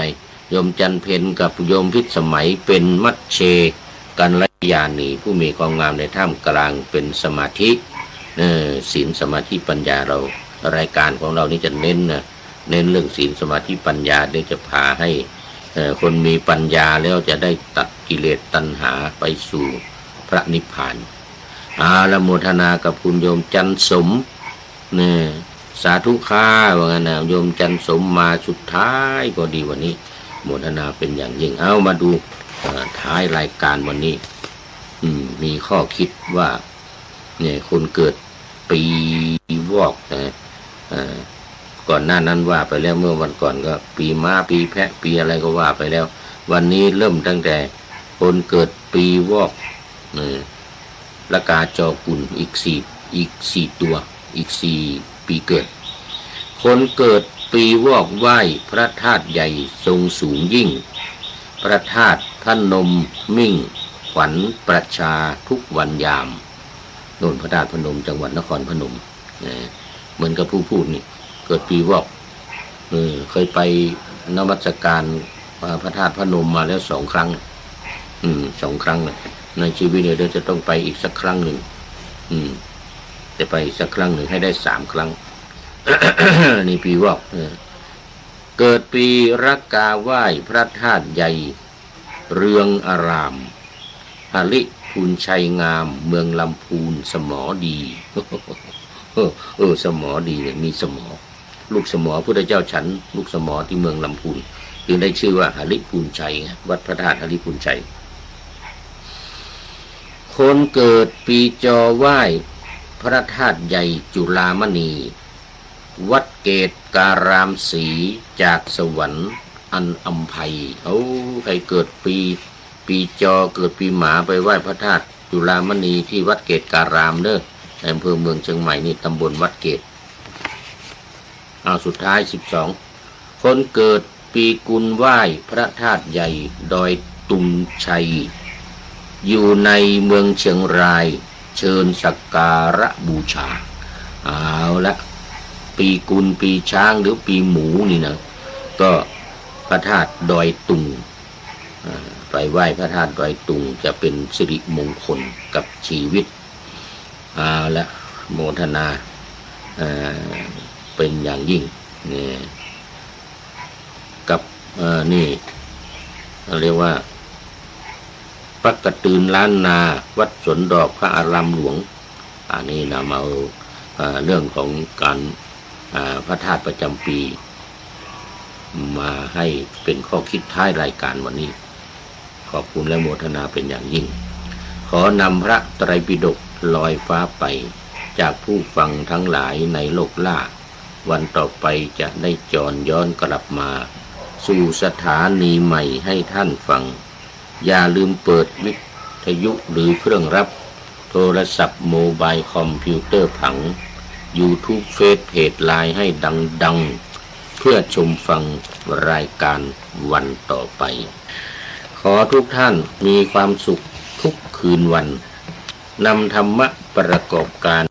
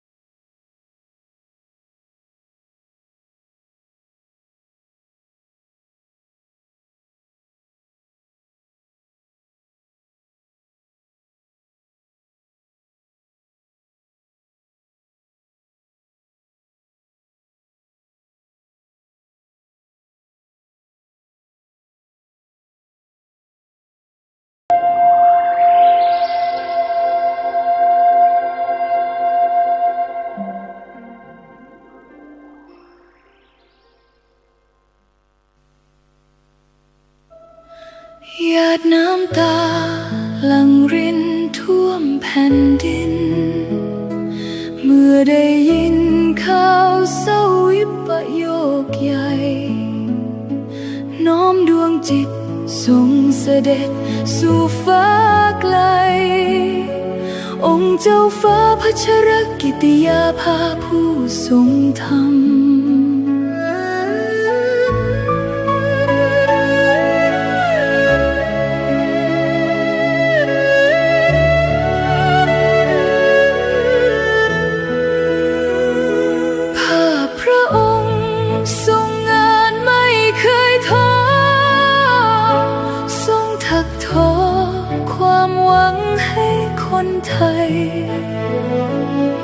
โครงการกำลังใจพระตราตร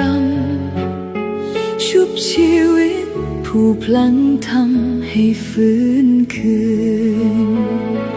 ทรงเมตตาผู้ต้องขังหลังกำแพง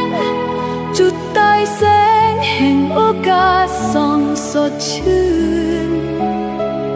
พระหัตถ์ยืนโอบอุ้มผู้ขมขื่นทรงหยัดยืนเพื่อสตรีและเด็กไทยนักกฎหมายผู้ยึดมั่นความยุติธรรมทรงน้อมนำพระปรีชาอันยิ่งใหญ่เพื่อปวงชนพ้นทุกสุขเกรียงไกรจารึกไว้ในแผ่นดินไม่เลือนลางพระคุณงามความดีที่ทรงสร้างเป็นแนวทางส่องสว่างไม่จืดจางขอน้อมกราบทรงเสด็จสู่ฟ้ารางสถิตข้ามฝากฟ้า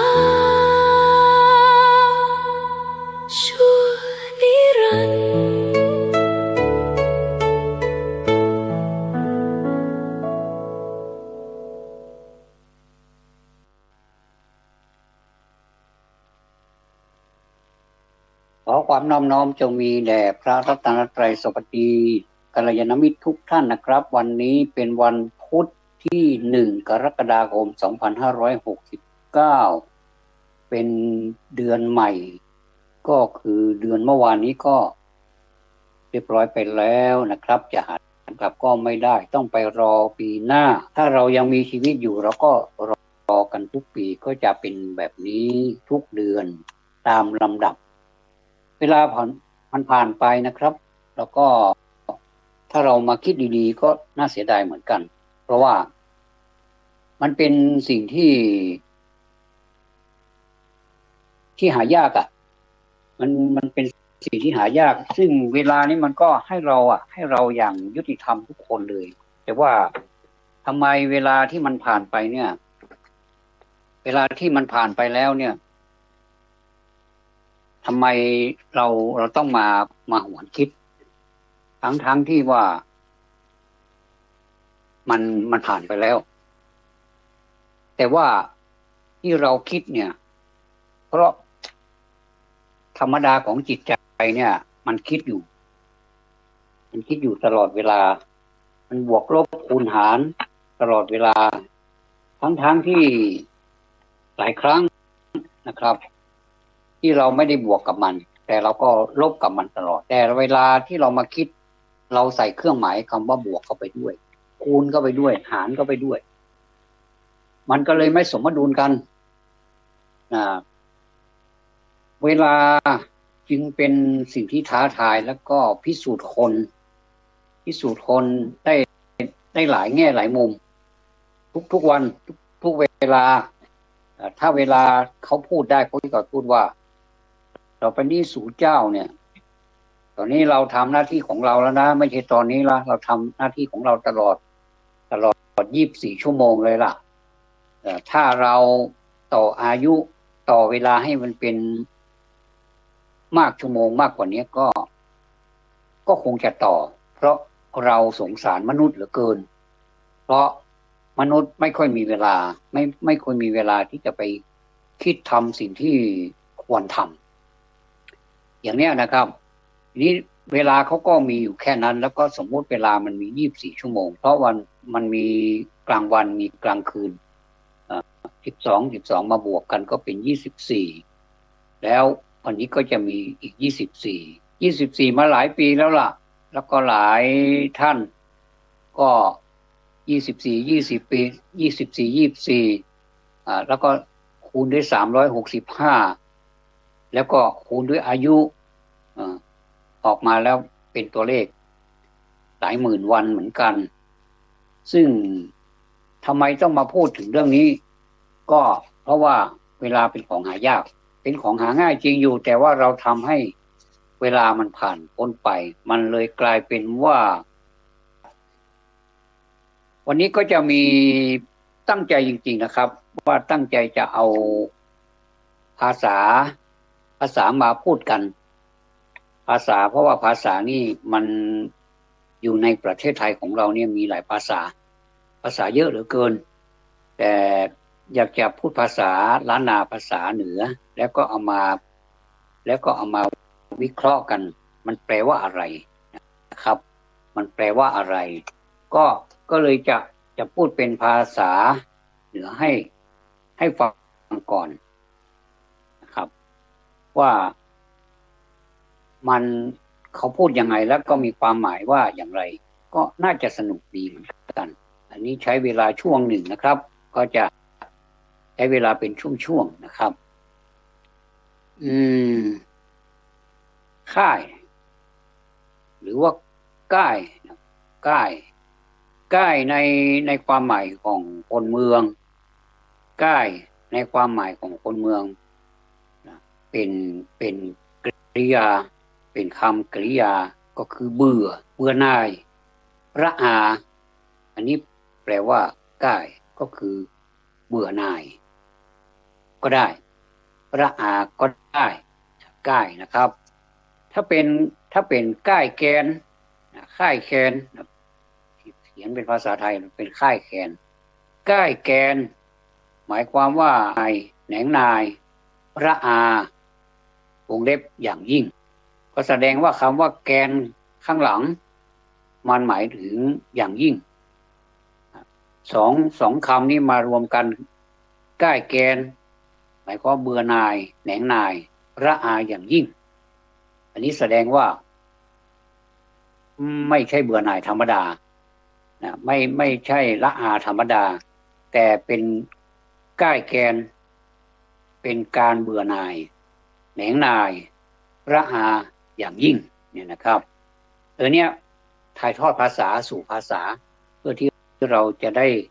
ด้รู้ว่าคำเมืองเขาพูดอย่างนี้ความหมายก็เป็นอย่างนี้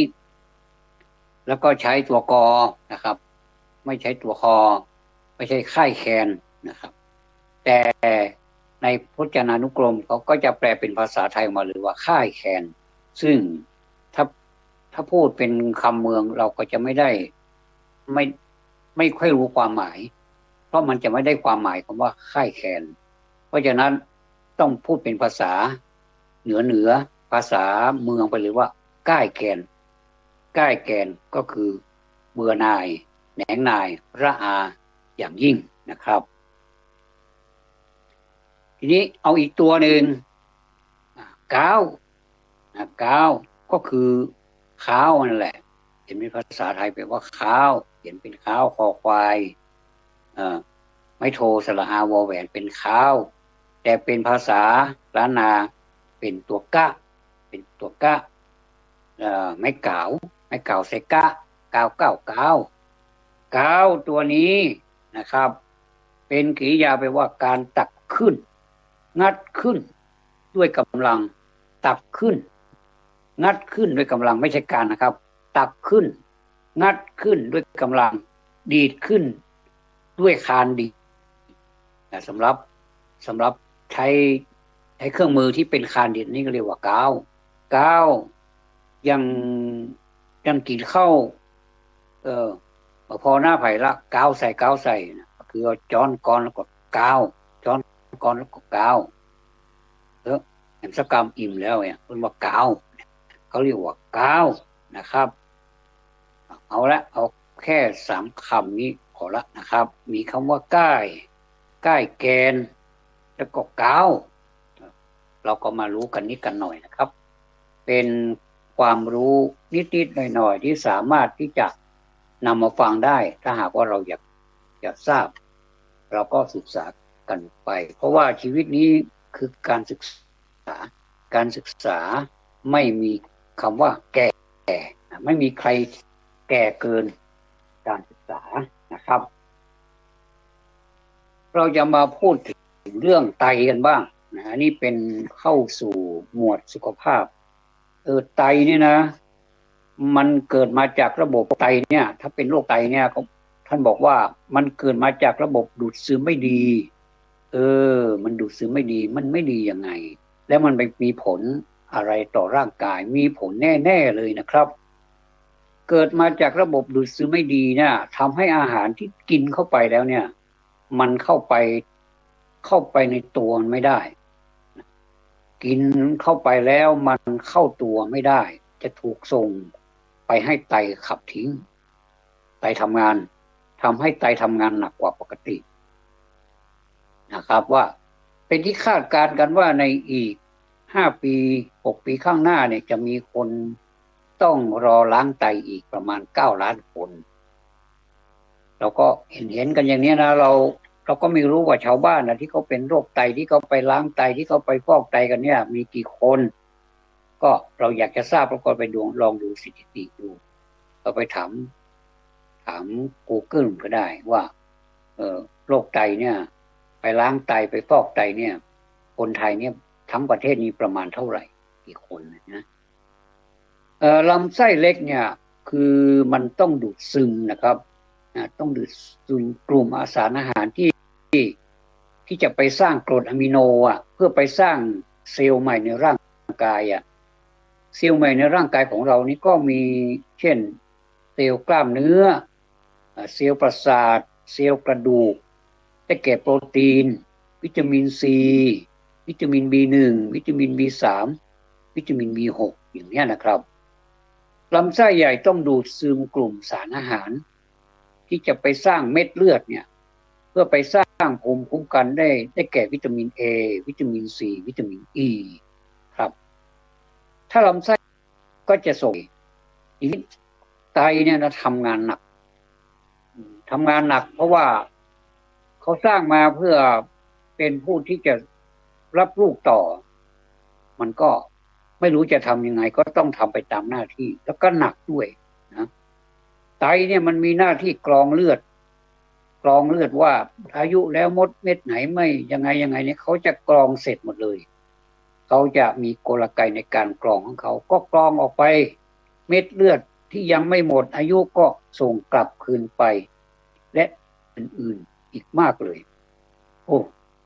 นี่ถ้าสมมติว่าไตมันไม่ทำหน้าที่แล้วจะยังไงมันก็กระจายไปทั่วร่างกายวุ่นแล้วทีนี้วุ่นเลยนะถ้าไตมันไม่ทำงานไตทำงานไม่ได้ไตเบื่อแล้วไม่อยากจะทำงานแล้วไตไม่มีกำลังที่จะทำงานต่อไปเนี่ยไปจ้างเท่าไหร่เขาก็ไม่ทำเขาก็จะหยุดไปหน้าตาเฉยเลยถ้าอย่างเนี้ยแสดงว่าร่างกายของเราก็เริ่มมีปัญหาเนื่องจากว่าไตมันหยุดทำงานครับไตทำงานหนักโดยไม่จำเป็นก็คือมันเป็นการกินนี่แหละกินอาหารรสจัดนี่ต้องยอมรับว่าคนไทยนี่ชอบอาหารรสจัดเผ็ดก็เผ็ดจัดเค็มก็เค็มจัดหวานก็หวานจัดบางคนนะบางท่านเนี่ยเห็นเวลาชงกาแฟแล้วสมัยก่อนนี่เขาเรียกว่ากาแฟโบราณที่มันแบบมีนมส่วนมากก็จะเป็นนมอันนี้ได้เลยเนาะนี่ตั้งแต่เล็กแต่เด็กมาเราก็เห็นนมตาหมีนมตามะลิอะไรประมาณนี้นะแล้วก็นมอีกหลายยี่ห้อด้วยกันเขาก็เอามาใส่ในกาแฟแล้วคนแล้วมันหอมเฉพาะกาแฟเราก็ไม่ค่อยสู้หรอกเพราะว่ามันขมเกินไปมันเหมาะสำหรับคนที่กินกาแฟดำกินกาแฟแบบธรรมดาไม่ใส่น้ำตาลไม่ใส่นมอะไรเงี้ยเขาเรียกว่ากาแฟ กาแฟเพียวๆกาแฟดำเนี่ยนะครับผมคนหนึ่งแล้วผมไม่ชอบกาแฟดำเพราะมันขมในความคิดของผมแล้วมันขมไร้เหตุผลนะก็คือขมจนแบบว่าเราไม่อยากจะกินนะถ้าพูดถึงหอมนี่มันหอมแต่ว่ามันขมแต่มันเป็นที่ชื่นชอบของคนหลายๆคนนะครับว่ากินกาแฟถ้ากินกาแฟแบบเปรี้ยวๆกาแฟดำเนี่ยมันทำให้ร่างกายนี่มันได้ประโยชน์หลายอย่างอันนี้ก็ไปหาดูมันก็เป็นอย่างนั้นจริงๆว่ามันมีประโยชน์นะแต่ส่วนผมนี่ผมไม่ชอบผมชอบใส่น้ำตาลหน่อยหนึ่งแล้วก็นมแต่หลายท่านเนี่ยมันไม่ใช่หน่อยหนึ่งนะครับมันเยอะอะนมนี่ใส่กันเป็นแบบหลายช้อนนะช้อนกาแฟเนี่ยนะบางทีถ้าเป็นช้อนแกงนี่ก็ทีเดียวเลยประหารเลยก็คือ1ช้อนแกงเข้าไปเลยบางคนก็ยังเผื่ออีก1ก็เป็น2ช้อนแกงเลยคิดดูว่า1ช้อนแกงมันมีกี่1ช้อนกาแฟไม่ทราบนะสัดส่วนมันนะแสดงว่าได้ไปหลายช้อนแล้วล่ะก็กินเข้าไปแล้วมันก็จะเป็นกลายเป็นอาหารรสจัดคือมันจะเป็นหวานจัดไปเลยนี่นะครับแล้วก็ต่อไปมันกินอะไรอีกล่ะที่มันมีผลต่อการทำงานของไตมันทำงานหนักนี่ครับโดยที่ไม่จำเป็นเนี่ยก็กินอาหารผัดน้ำมันเป็นประจำน้ำมันนี่ไม่ใช่ว่ามันไม่อร่อยนะมันก็อร่อยนะท่านแต่ว่าความอร่อยของมันนี่บางทีมันก็เป็นมัจจุราชทำร้ายเราได้เหมือนกันบางทีมันไม่ได้สั่งให้เราไม่ให้เราจากโลกนี้ไปเลยแต่มันสั่งให้เราทรมานมันสั่งสอนเราว่าทำไมคุณไม่ดูตาม้าตาเรือบ้างทำไมคุณเห็นแก่ของอร่อยอย่างเนี้ยมันก็เป็นการสั่งกันสั่งให้เจ็บทรมานไปเรื่อยๆแล้วมันก็ไม่มีวี่แววว่าจะหายด้วยตราบใดที่เรายังไม่เลิกพฤติกรรมของเราเองว่าต่อไปนี้เราจะลดอาหารรสจัดแล้วนะเราจะลดอาหารผัดน้ำมันเป็นประจำแล้วนะเราจะลดลงก่อน ขอโทษนะครับลดลงก่อนแล้วก็ละแล้วในที่สุดมามันได้เวลาที่จะเลิกแล้วเลิกไปเลยคือใช้3 รอนี้แหละเป็นหลักละแล้วก็เลิกนะน่าจะได้ประโยชน์น่าจะได้ผลกว่าที่ว่าอยู่ๆก็มาตัดเลยคือมันเลิกเลยอย่างเนี้ยเหมือนกับรถมันไปอยู่ๆเลยเบรกสนั่นเลยมันทำหน้าที่ของมันมาแบบเร็วแล้วนี่นะแล้วคุณอยู่ๆคุณก็เบรกเลยเนี่ยอะไรมันจะเกิดขึ้นนะครับคิดดูแล้วมันหวาดเสียวอะไรมันจะเกิดขึ้นมันจะต้องแบบมีแล้วกระบวนการของเกียร์นะว่าเราจะอยู่แล้วก็ต้องลดลงมาแล้วก็จนกลายเป็นเกียร์ว่างอย่างเนี้ยอันนี้ก็เหมือนกันแล้วก็ลดก่อนแล้วก็ละแล้วก็ถึงจะเลิกเนี่ยครับอันนี้ก็ใกล้เข้าพรรษามาแล้วก็จะมีคำ3 คำนี้ว่าลดละเลิกเราก็สามารถที่จะกินได้แต่ว่าพยายามลดลงไปแล้วก็ละแล้วก็เลิกไปเลยอย่างนี้ครับอันต่อมาที่ไตทำงานหนักโดยไม่จำเป็นก็คือกินเนื้อสัตว์โอ้โหกินเนื้อสัตว์นี่เราก็เห็นกันทั่วไปอันนั้นก็เป็นเขาเรียกว่าเป็นอาชีพของคนที่เขาทำธุรกิจในด้านการทำอาหารไม่ว่าจะเป็นพวกเนื้อพวกอะไรเนื้อสัตว์อะไรนี่นะพอตกค่ำตกเย็นวันนี้นะก็เห็นกันทุกที่นะไม่ว่าจะเป็นอำเภอรอบนอกอำเภอรอบในยิ่งเป็นในอำเภอเมืองตัวเมืองยิ่งเยอะเลยก็จะเป็นเนื้อสัตว์ไม่ว่าจะเป็นในรูปไหนก็ตามก็จะเกี่ยวเนื่องกับเนื้อสัตว์เนี่ยแล้วท่านบอกว่าเนื้อสัตว์เนี่ยกินเนื้อสัตว์แล้วมันไม่มีวิตามินซีไม่มีวิตามิน B1 B3 B6 ซึ่งหาได้จากน้ำกระชายเนี่ยนะครับน้ำกระชายนี่มันมีวิตามินที่ว่ามันเนี่ยนะครับแล้วก็มาช่วยเปลี่ยนโปรตีนให้เป็นกรดอะมิโนถึงจะมีประโยชน์ต่อร่างกายเนี่ยน้ำกระชายครับอันนี้ไม่ได้มาขายน้ำกระชายนะแต่บอกว่าน้ำกระชายเนี่ยโบราณท่านบอกว่ามันดีและสำหรับความชอบส่วนตัวของผมเนี่ยก็มีน้ำกระชายนี่เป็นกระชายนี่มันหอมเนาะ เอาใส่อะไรมันใส่เรียกว่าจิ้มน้ำพริกก็อร่อยเอาใส่ขนมจีนน้ำยาก็อร่อยนะขนมจีนน้ำยาถ้าขาดกระชายแล้วโอ้คือไม่ได้รสนะถึงอร่อยมันก็อร่อยไม่เต็มสูตรไม่เต็มร้อยประมาณสักอร่อยสัก50% 60%ประมาณนี้แต่ว่าถ้าใส่นะใส่กระชายลงไปแล้วโอ้โหมันอร่อยเนาะอันเนี้ยเพราะฉะนั้นนี่น้ำกระชายนี้จึงมีประโยชน์มากอันนี้เขามาช่วยเปลี่ยนโปรตีนเนี่ยเพราะว่ากระชายนี้มันจะมีทั้งแบบมันเหมือนกับเป็นมันมีรสเผ็ดแล้วมีรสหอมนะกลิ่นมันหอมด้วยนะแล้วก็มันมีหน้าที่ของการเปลี่ยนกรดอะมิโนเนี่ยให้เป็นประโยชน์ต่อร่างกายได้นะแล้วก็อีกอันหนึ่งที่ว่าไตทำงานหนักโดยไม่จำเป็นนี่ก็คือเกิดจากความกลัวนี่ก็ไตทำงานหนักเหมือนกันไปเกี่ยวอะไรกับการกลัวนะคือการกลัวแล้วก็ขี้ตกใจชอบข่มขู่คนอื่นนะถ้าเป็นอย่างนี้ร่างกายจะผลิตไขมันขึ้นมาเองให้เป็นไขมันฝ่ายร้ายนะครับไม่ใช่เป็นฝ่ายดีนะถ้าอารมณ์ดีนะถ้าดูแลปอดดีไตก็แข็งแรงเมื่อไตแข็งแรงกระดูกก็จะแข็งแรงไปด้วยอันนี้เป็นข้อดีของการทราบข้อมูล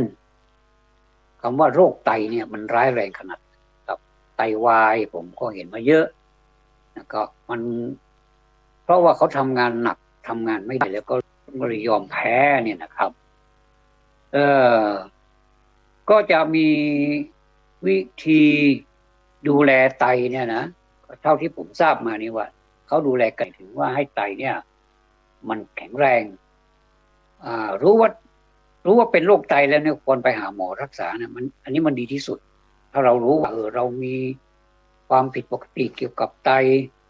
บ่อยๆนะอย่าให้มันเป็นลุกลามแล้วก็เป็นมากจนหมอนี้แก้ไม่ได้อะไรเงี้ยต้องปล่อยเป็นไปตามโรคที่มันเกิดนานเหลือเกินเนี่ยนะก็อาจจะหายช้าแต่ว่าถ้าเรารู้ว่าตัวเราเองเนี่ยนะตัวเรานี่แหละเป็นหนึ่งเลยถ้าเราไปตรวจเนี่ยนะไปให้หมอตรวจสุขภาพเราเนี่ยว่าเราเป็นอะไรเนี่ยความรู้อันที่หนึ่งเป็นข้อมูลเป็นปฐมเลยก็คือตัวเราหมอจะถามเราพยาบาลจะถามเราเขาจะคัดกรองเราให้มันเป็นความจริงให้มันตรงที่สุดเพื่อที่หมอหรือพยาบาลเนี่ยเขาจะได้มีข้อมูลว่าอ๋อเป็นอย่างนี้นี่เองเขาจะได้แก้ไขยังไงให้มันตรงกับโรคไม่ใช่ว่าไปแบบมั่วงมไปอย่างนั้นแหละมืดก็ไปสะดุดโน่นสะดุดนี่ไม่มีแสงสว่างเลยไม่มีข้อมูลเลยอย่างเนี้ยท่านก็รักษาไม่ได้ต่อเราไปให้เงินให้ทองหรือว่าจ้างให้ท่านรักษาเราบอกว่าโดยที่ว่าท่านไม่ต้องรู้ข้อมูลเลยเนี่ยไม่ได้คนไข้จะต้องให้ข้อมูลหมอแม้กระทั่งข้อมูลต้นเนี่ยอย่างผมเห็นเนี่ยข้อมูลต้นเนี่ยอสมเนี่ยอันนี้ต้องยกความดีให้อสมเลยนะครับว่าข้อมูลเป็นปฐมจริงๆเนี่ยไม่ใช่ตัวคนไข้นะ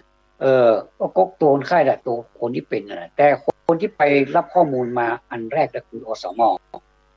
มนี้จะไปกรองก่อนนะครับจะไปกรองในพื้นที่เนี่ยว่าในที่นี้มีคนกี่คนชื่ออะไรบ้างเป็นอะไรกันมีข้อมูลเกี่ยวกับโรคเป็นโรคภัยไข้เจ็บอะไรไหมหรือว่าสบายดีลักษณะของบ้านเป็นยังไงสุขอนามัยโภชนาการอะไรนี่พอได้ไหมพอสมควรไหมอย่างเนี้ยหรือว่าดีมากหรือว่าดีปานกลางหรือว่าไม่ดีเลยอันนี้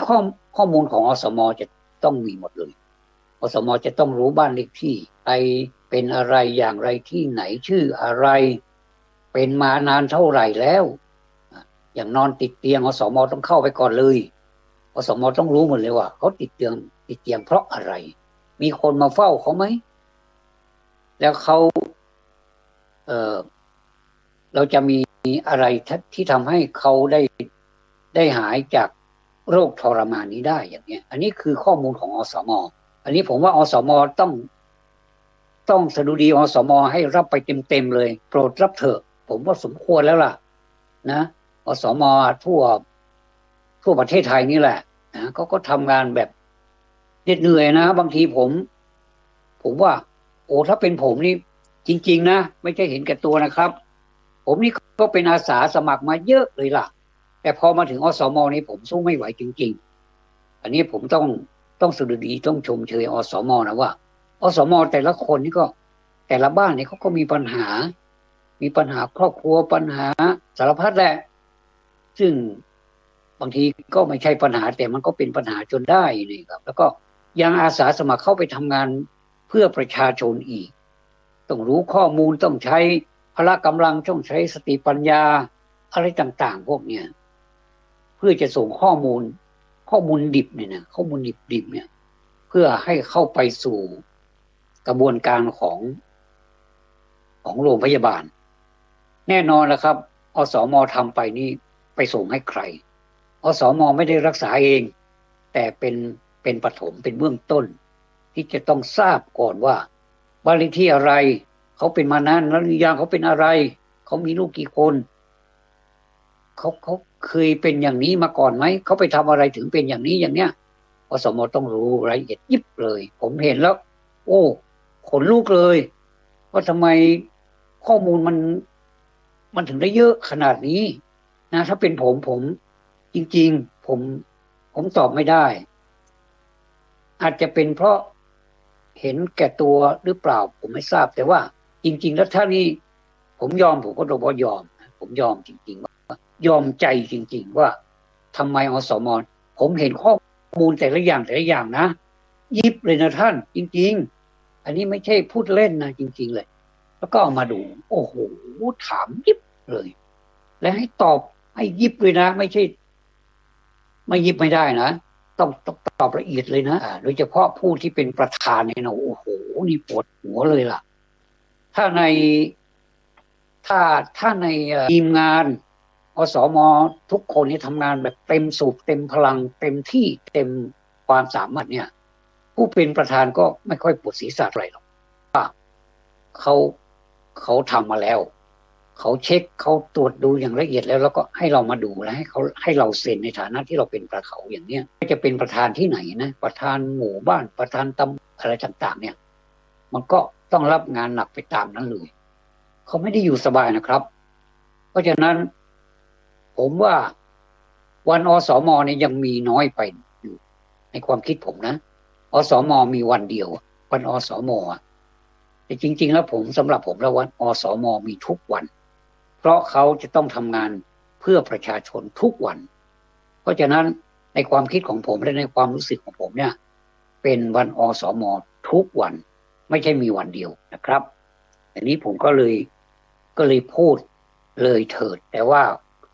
ความเลยเถิดนี้มันมาจากใจจริงๆนะครับทีนี้มาถึงพยาบาลเวลาเขาคัดกรองเขาก็จะถามเรานี่แหละเป็นตัวมีปัญหาเลยเพราะว่าโรคมันเกิดจากเราเขาไม่รู้หรอกว่าเราเจ็บตรงไหนเราเป็นอะไรแล้วก็ถามเราเหล้าบุหรี่ทานไหมสูบไหมเราก็บอกไปตามจริงบอกว่าไม่สูบไม่ดื่มแต่บางคนพอไปถึงแล้วปุ๊บใช่เลยวันนี้ไปหาหมอก็เลยงดดื่มตอนเช้านี่ผมมาหาหมอจริงๆแล้วผมก็ดื่มทุกวันก็บอกไปตามตรงเขาก็จะได้วินิจฉัยถูกว่ามีการดื่มสุรามีการดื่มสูบบุหรี่จัดไหมหรือว่านานๆทีดื่มสุราดื่มแอลกอฮอล์เนี่ยเพราะมีงานสังสรรค์มีงานเป็นครั้งคราวนานๆทีใช่ไหมเราก็บอกความจริงไปอย่างเนี้ยพยาบาลเขาก็ได้ข้อมูลดิบเนี่ยซึ่งมันไม่ใช่ดิบธรรมดาเนี่ยมันเป็นข้อมูลที่ว่าโอ้โหมันเกือบ 100% แล้วนะเนี่ยแล้วพอไปถึงมือหมอเนี่ยโอ้โหหมอสบายเลยไม่ใช่สบายอะไรหรอกเขาวินิจฉัยดูแล้ว ถ้าเป็นอย่างนี้ต้องแก้แบบนี้คนที่ดื่มสุราด้วยคนที่สูบบุหรี่ด้วยมันต้องมียาอีกตัวหนึ่งเข้าไปเสริมอีก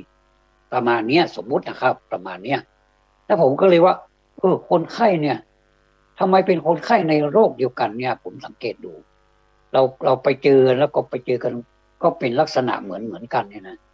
เป็นเกี่ยวกับลำไส้เกี่ยวกับโรคทางเดินอาหารเนี่ยมันมีเยอะนะท่านคนนี้แน่นเลยหาที่นั่งไม่เจอเลยขนาดที่ยืนยังไม่ค่อยมีเลยแล้วที่นั่งไม่ต้องถามถึงแล้วนะครับก็ไปเจอแล้วไม่รู้จักกันตรงนั้นแหละที่โรงพยาบาลนั่นแหละแล้วก็ถามกันว่ามันมีความรู้สึกอย่างนี้แล้วก็เขาก็บอกมาเลยว่าผมได้ยาทั้ง4 ตัวเอ้า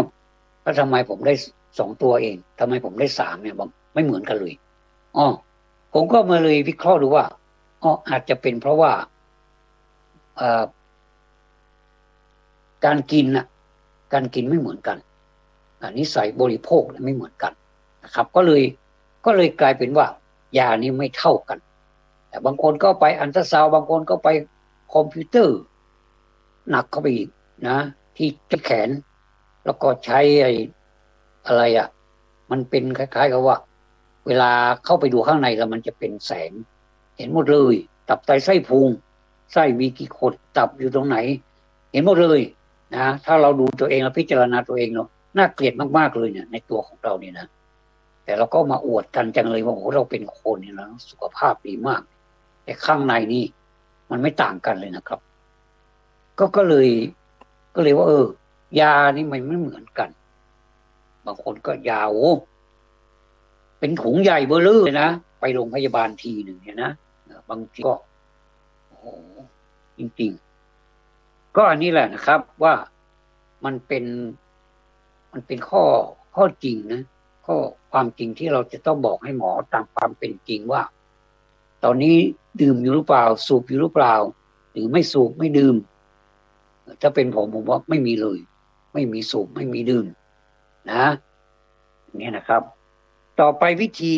ธีดูแลไตเป็นเบื้องต้นนะครับที่ได้ตอนนี้ก็พูดไปเลยว่างดอาหารผัดน้ำมัน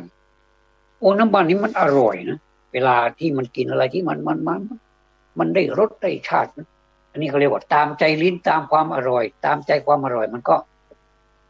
อร่อยมันก็ได้รับผลมากอร่อยมากก็ได้รับผลมากผลของมันจะดีหรือไม่ดีนั่นมันก็อยู่ที่วิธีการรับประทานนะครับสูตรล้างลำไส้นะมีสูตรล้างลำไส้หรือระบบดูดซึมเป็นประจำนะครับอันนี้ก็ได้สูตรมาเลยมาบางท่านก็คงจะทำมาแล้วล่ะขอโทษนะครับอาจจะเอามะพร้าวมาขายสวนก็ได้หรือว่าสอนหนังสือครั้งสังฆราชก็ได้แต่ว่าสำหรับคนที่ยังไม่รู้นะครับก็เป็นวิทยาทานให้กันและกันนะครับการล้างลำไส้หรือระบบดูดซึมเนี่ยเป็นประจำด้วยสูตรนี้นะครับอันนี้เป็นแบบโบราณเหลือเกินก็คือมีมะละกอดิบมีมะละกอดิบเอามาต้มมะละกอดิบนี่ต้มน้ำเอาน้ำมาชงชาเอาน้ำมาชงชาดื่มกินอันนี้โบราณนะเชื่อก็ได้ไม่เชื่อก็ได้นะครับแล้วก็อันที่2คือโยเกิร์ตแล้วก็บวกนมสดแล้วก็บวกน้ำผึ้งบวกมะนาวเอามาดื่มกินอันนี้น่าจะอร่อยกว่าเนาะก็แล้วแต่จะเลือกแล้วก็อันต่อไปก็คือใช้เห็ด3อย่างใช้เห็ด3อย่างขึ้นไปเนี่ยนำมาปรุงอาหารห้ามมาผัดน้ำมันนะครับถ้าเอามาผัดเขาเรียกว่าผัดน้ำโดยที่ไม่มีน้ำมันไม่มีความมันเลยอย่างเงี้ยนะครับทีนี้อาหารบำรุงไตเนี่ยนะครับอาหารบำรุงไตนี่ก็เมื่อสักครู่นี้เป็นอาหารล้างลำไส้หรือระบบดูดซึมเป็นประจำนะครับ3สูตรด้วยกันมีมะละกอมีโยเกิร์ตนมสดน้ำผึ้งมะนาวแล้วก็อันที่3ก็คือเห็ด3อย่างไปปรุงอาหารแล้วก็ห้ามผัดน้ำมันด้วยนะครับต่อมาก็คืออาหารบำรุงไตเนี่ยก็จะมีเช่นน้ำกระชายที่ว่าอร่อยๆนั่นนะกระชายเม็ดบัวเห็ดหูหนูดำลูกเกดองุ่นดำม มื่อวานซืนนี้ก็กินองุ่นดำไปพอดีมันเป็นอาหารเบรกไปอบรมมาเป็นอาหารเบรกเป็นเบรกเขาก็ใส่ไป4 เม็ดก็อร่อยดีองุ่นดำนะครับแล้วก็ถั่วดำงาดำลูกแปะกล้วยผลไม้ชื่อลูกไข่เน่าแล้วก็กล้วยตากลูกสำรองเฉาก๊วยนะเฉาก๊วยแก้วมังกรถั่ว5 สีผักดองผลไม้ดองอันนี้เป็นอาหารบำรุงใจนะครับผมก็เพิ่งมารู้ว่ามันเป็นสิ่งเหล่านี้นี่เองที่ไปบำรุงไตเนาะและบางท่านมีปัญหาเรื่องนิ้วทำไมนิ้วมันไปเกี่ยวข้องอะไรกับไตบางทีมันไปเป็นนิ้วในไตนะครับก็จะกินแกนสับปะรดวันละ3 แกนแกนสับปะรดนี่อร่อยเนาะมันกรอบแล้วมันเป็นอะไรที่มันแบบนุ่มๆนะกรอบๆนุ่มๆก็อร่อยดีนะหรือจะปั่นกินคู่กับใบโหระพาก็ได้นะครับกินจนหายปวดหลังสังเกตดูตัวเองนะถ้ามันหายปวดหลังนี่แสดงว่าสูตรนี้ใช้ได้แกนสับปะรดนี่นะนี่ไม่อยากจะพูดเลยแต่ก็ต้องพูดเหล้าขาว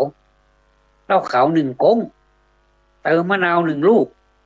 กินก่อนนอน10 ถึง 20 วันแล้วหยุดกินเลยสังเกตดูว่ามันเป็นยังไงถ้าจะให้ผมเลือกผมเอาเลือกประเภทแรกนี่ก็คือกินแกนสับปะรดชอบอยู่แล้วล่ะนะทีนี้ที่ว่าเอามาปั่นกินคู่กับใบโหระพานี้ไม่เคยก็อยากจะลองสูตรนี้ดูเหมือนกันว่ามันคงจะหายปวดหลังเนาะที่ปวดหลังนี้เพราะว่าเวลาเรานั่งเขียนหนังสืออ่านหนังสือเราเป็นคนขยันเกินไปหรือเปล่าเราไม่ยอมลุกอันนี้เป็นความคิดที่ไม่ดีนะเราต้องแบบลุกมาแบบบริหารร่างกายเหยียดแข้งเหยียดขาคือเปลี่ยนอากับเปลี่ยนกิริยาท่าทางจากการนั่งนานๆเนี่ยมาเป็นยืนบ้างเดินบ้างทำโน่นทำนี่กวาดบ้านบ้างอะไรบ้างหาอะไรทำแล้วมันก็จะเป็นสูตรล้างเป็นสูตรละลายนิ่วในไตกลัวเหมือนกันนะนิ่วในไตนี่ก็น่ากลัวนะครับทีนี้ไหนๆก็ไหนๆแล้วก็จะมีสูตรล้างไตด้วยสูตรล้างไตนี้เขาล้างยังไงมีรากหมากเนาะมีรากหมากรากมะพร้าวรากตาลลูกไส้ใบต้มรวมกันแล้วเอาน้ำมาดื่มเพื่อล้างไตนะครับเพราะโดนฝนมาเนาะเดี๋ยวฝนเดี๋ยวแดดเดี๋ยวฝนเดี๋ยวแดดมันก็มีอาการแบบนี้มีสูตรที่2ก็คือมีข่าตะข่านี้เรามีบ้านเรามีเยอะเลยมีตะไคร้โอเคใบมะกรูดแล้วก็มีใบมะนาวกระชายหอมแดงใบสะระแหน่ก็คือหอมดวนบ้านเราเรียกว่าหอมดวนอย่างละ1 กำมือนี่ใส่ในหม้อดินเลยเติมน้ำไม่ท่วมต้มให้เดือดแล้วยกลงรอให้เย็นกินให้หมดภายใน1 วันสูตรนี้ก็น่าสนข่ามันก็เป็นยามันเป็นสมุนไพรตะไคร้ก็ใช่ใบมะกรูดใบมะนาวก็ใช่หอมแดงใบสะระแหน่นี่ใช่หมดเลยแต่ต้องเอามาอย่างละ1 กำมือนะใส่ในหม้อดินวงเล็บต้องเป็นหม้อดินด้วยนะครับแล้วเราจะไปใช้หม้อแกงเป็นอลูมิเนียมนี่มันจะผิดสูตรมันต้องใช้หม้อดินเติมน้ำให้ท่วมหม้อเลยนะแล้วก็ต้มให้เดือดเลยแล้วก็ต้มให้เดือดทีนี้เมื่อมันเดือดแล้วเนี่ยใบต่างๆข่าตะไคร้ใบมะกรูดอะไรต่างๆมันก็จะคายสารอาหารลงไปในน้ำแล้วเราก็ยกลงแล้วนะระวังหน่อยนะยกลงรอให้มันเย็นแล้วกินให้หมดเลยภายใน1 วันไม่ได้เก็บค้างคืนนะครับภายใน1 วันนะเหมือนกินต่างน้ำเลยจะดีหรือไม่ดีนั้นมันเป็นตำรานะครับบางคนอาจจะเป็นอีกอย่างหนึ่งพอกินนี่ลงไปแล้วมันก็ไปกระทบกับโรคอีกอย่างหนึ่งอันนี้ไม่แนะนำอันนี้ต้องดูว่าสิ่งต่างๆที่กล่าวมาเนี่ยอุปกรณ์ในการทำสูตรล้างไตเนี่ยอย่างบางท่านกิน กระชายไม่ได้อย่างเนี้ยนะอย่าไปฝืนเลยกินหอมแดงไม่ได้เนี่ยใบสะระแหน่ก็ผิดเนี่ยก็ไม่ต้องทำเลยก็เอาสูตรแรกดีกว่า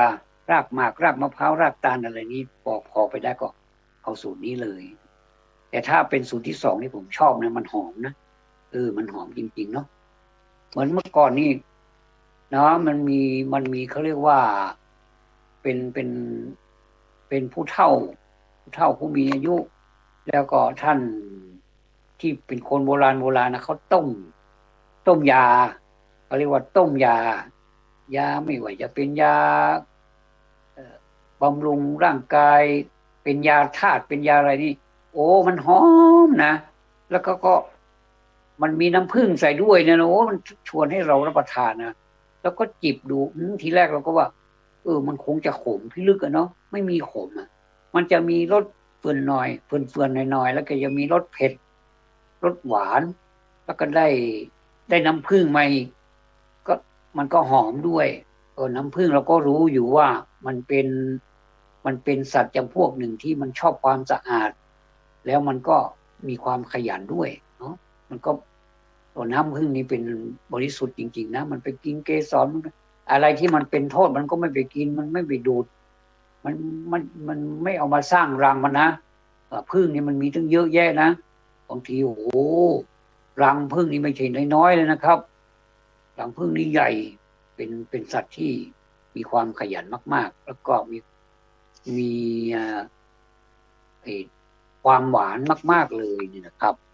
อันนี้ไก่ก็จะมีอะไรบ้างก็ท่านก็ฟังผ่านพ้นไปนะครับอันนี้เป็น YouTube ถ้าหากว่าท่านอยากจะฟังซ้ำอีกท่านก็สามารถจะฟังได้หลายรอบครับต้องขออภัยด้วยสำหรับผู้ที่รู้แล้วนะครับเดี๋ยววันหลังเราก็จะเอามาพูดกันก็เปลี่ยนเป็นเรื่องอื่นนะครับเมื่อเช้านี้ได้สนทนากับผู้รู้ท่านเป็นข้าราชการอดีตข้าราชการเกษียณนะครับพูดไปก็คือเกษียณอายุงานมาแล้ว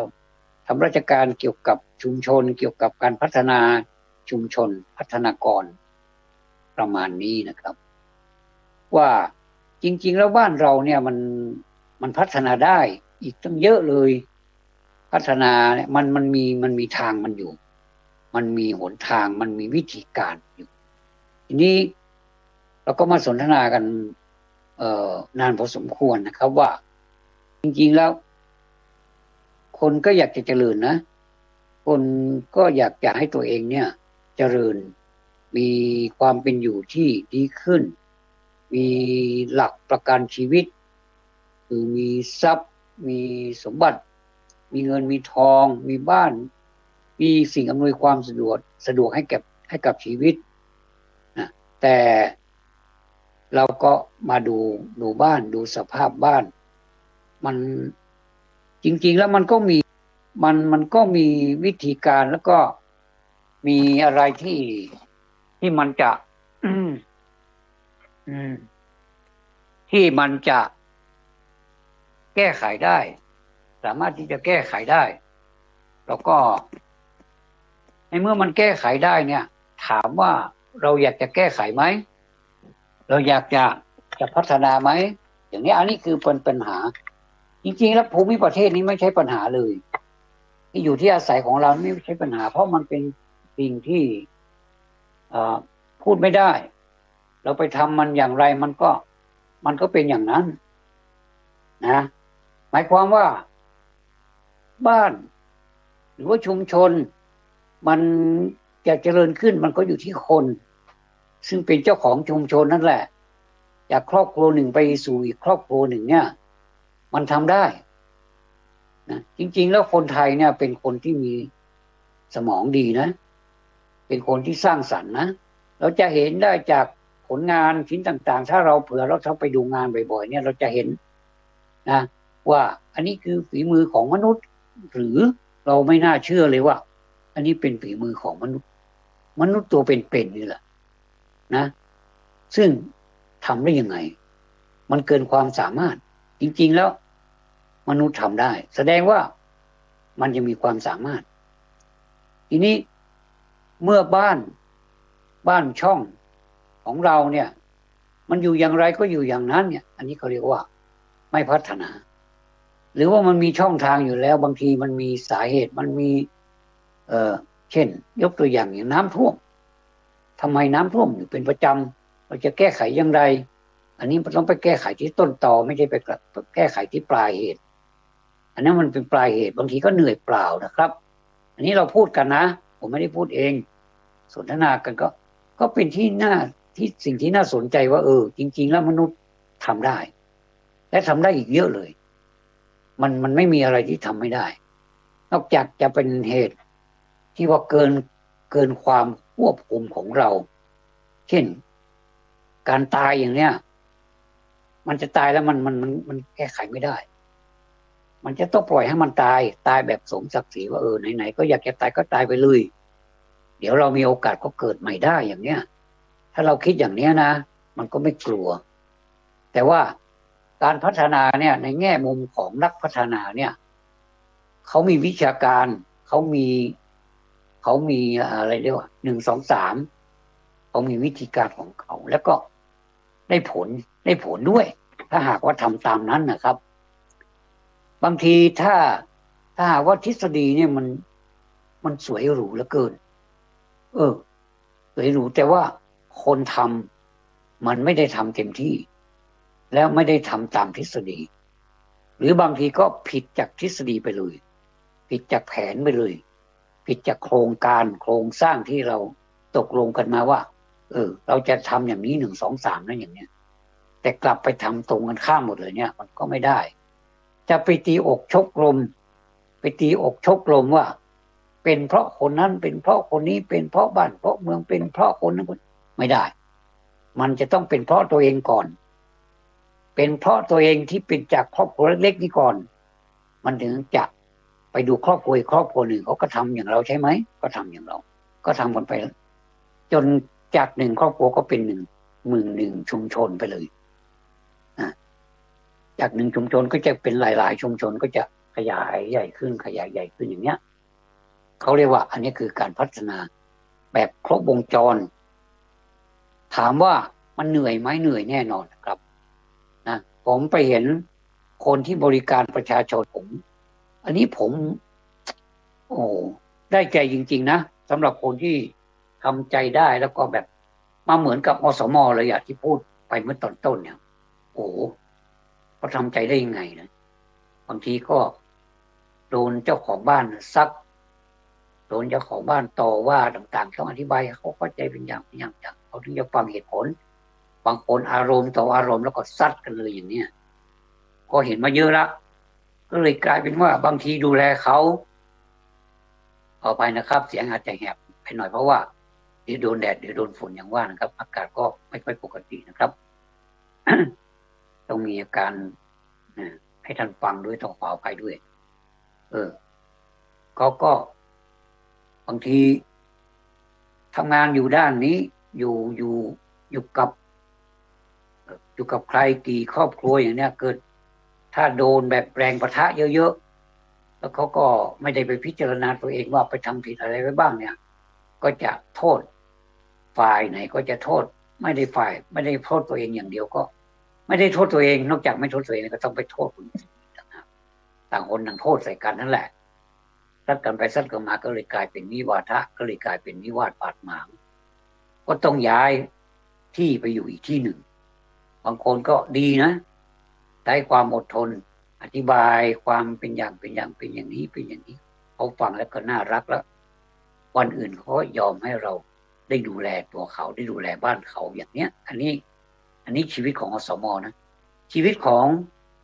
งานอื่นก็เหมือนกันนั่นแหละนะจะให้ถูกใจไปหมดนี่มันไม่มีคนเราจะให้สมหวังทั้งร้อยนี่มันก็ไม่มีจะให้ผิดหวังทั้งร้อยมันก็ไม่มีมันเป็นโลกธรรมมีผิดหวังบ้างมีสมหวังบ้างไม่รู้ล่ะวันนี้จะไปเจออะไรจะสมหวังหรือเปล่าแต่เราก็วาดภาพไปแล้วว่าวันเนี้ยเราออกบ้านถูกยามถูกจังหวะถูกกาลเทศะ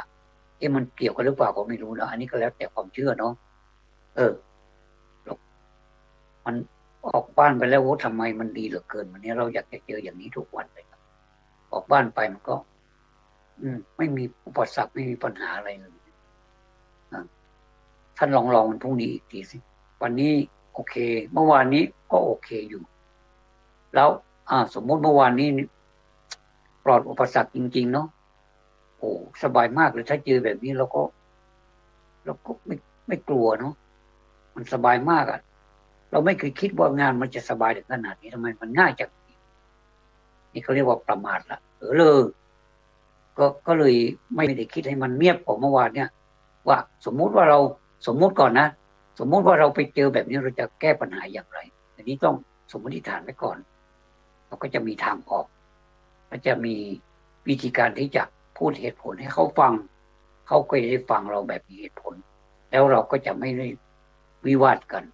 ไม่ได้ทะเลาะเบาะแว้งกันอย่างเนี้ยนะครับสมมุติว่าเมื่อวานนี้ยอดเยี่ยมเหลือเกินไม่มีอุปสรรคอะไรเลยแต่วันเนี้ยพอตื่นเช้ามาเนี่ย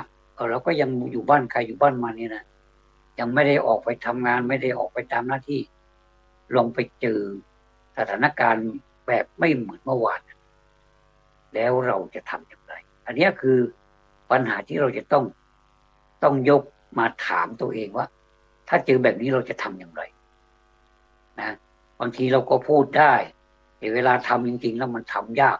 แต่มันก็ไม่มีอะไรที่มันจะแก้ไขไม่ได้อย่างน้อยที่สุดเราคิดจะแก้ไขมันให้ดีขึ้นก็ดีมันก็โอเคอาจจะได้อุปสรรคครึ่งหนึ่งคือสมหวังครึ่งหนึ่งแล้วก็ไม่สมหวังครึ่งหนึ่งคือทั้งสมหวังแล้วก็ผิดหวัง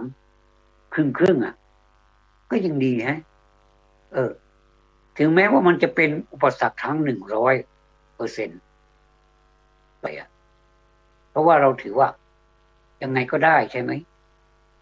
เราอาจจะไปเจออะไรก็ได้ข้างหน้าเราไม่รู้เราไม่ทราบว่ามันจะเกิดเจออะไร